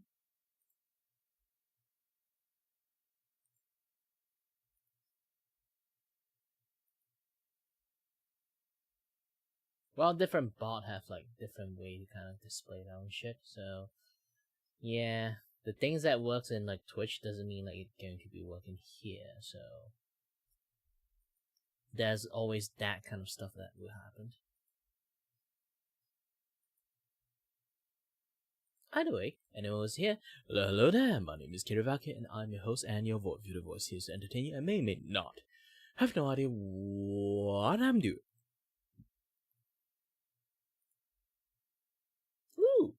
So the strike is over, boys. That's right. The strike is over. SAG-AFTRA, the SAG-AFTRA mafia is literally thinking that they have pulled a W here. They think that they have absolutely won this. They think that this is a win. And the Genshin VAs, are the Genshin VAs coming back to Genshin? Are they going to end their collective work refusal? Well, I'll let you know later on what I think about that. First, is this a SAG-AFTRA win? Does this SAG-AFTRA tentative agreement reached with the rest of the entertainment industry, with all of the gaming entertainment industry, is this the win that they think it is?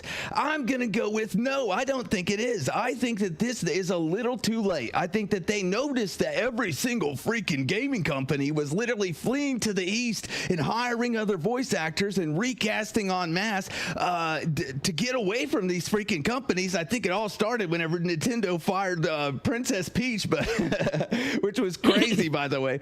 But I think that the SAG-AFTRA leadership finally noticed that all the gaming companies were fleeing to the east to get away from them, and they tried to do something about it, which was this tentative agreement reached.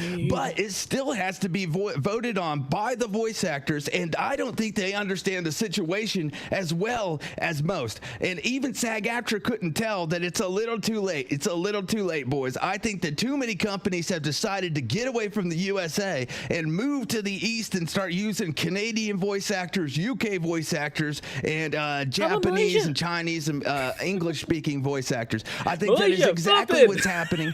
But we both over speak at English MiHoYo, very well. is He was MiHoYo Singapore. becoming a union game? Is HoYo going to sign the agreement? Is the collective work refusal going to end even though there was nothing accomplished with it? Well, let's just find out about that. A reminder that MiHoYo is not and never was a target of the strike and has been confirmed by the actual VAs. Now, that's right. They were never never, and I mean never, union backed. The strike, the collective work refusal, was never actually backed by SAG-AFTRA, meaning that Hoyo could have fired any of the VAs that they wanted and they would have not been union busting because it was not an official strike. But here he says, but rather a collective work refusal to try and turn the company from non-union to union. Thank you. That is exactly right. That is exactly was their intention. This was a PR strike. Again, I'm not really sure I got COVID or not, so like I have like a bit of like breathing issues here. But either way, yeah. Let me try to like put this in here. Hold on. I need to go to take a little bit of break. So is it this one? Yeah. Dinner break. BRB. And then going to add like filters. There's a stroke. Yes, stroke. And then we're going to add black color. Okay. And size. Okay, good. We'll be back soon. After I finish like eating my dinner and stuff. Okay. So hold on a minute. I'll be back.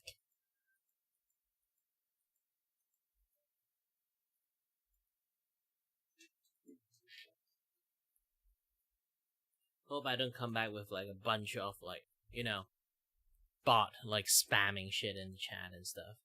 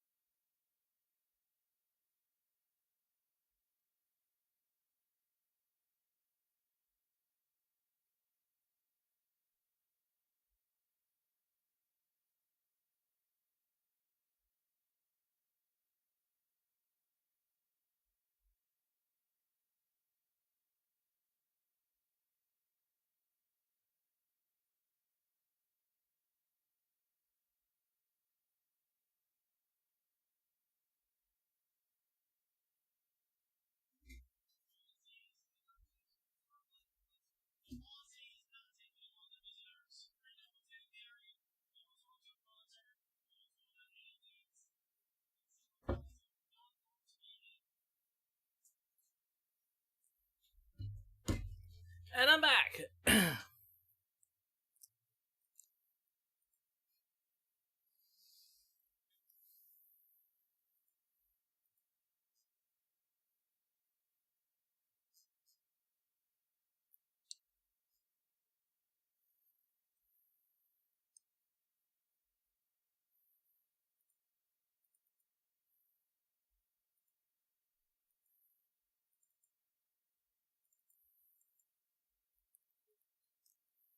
To be honest, I have no idea what I want to do at the moment.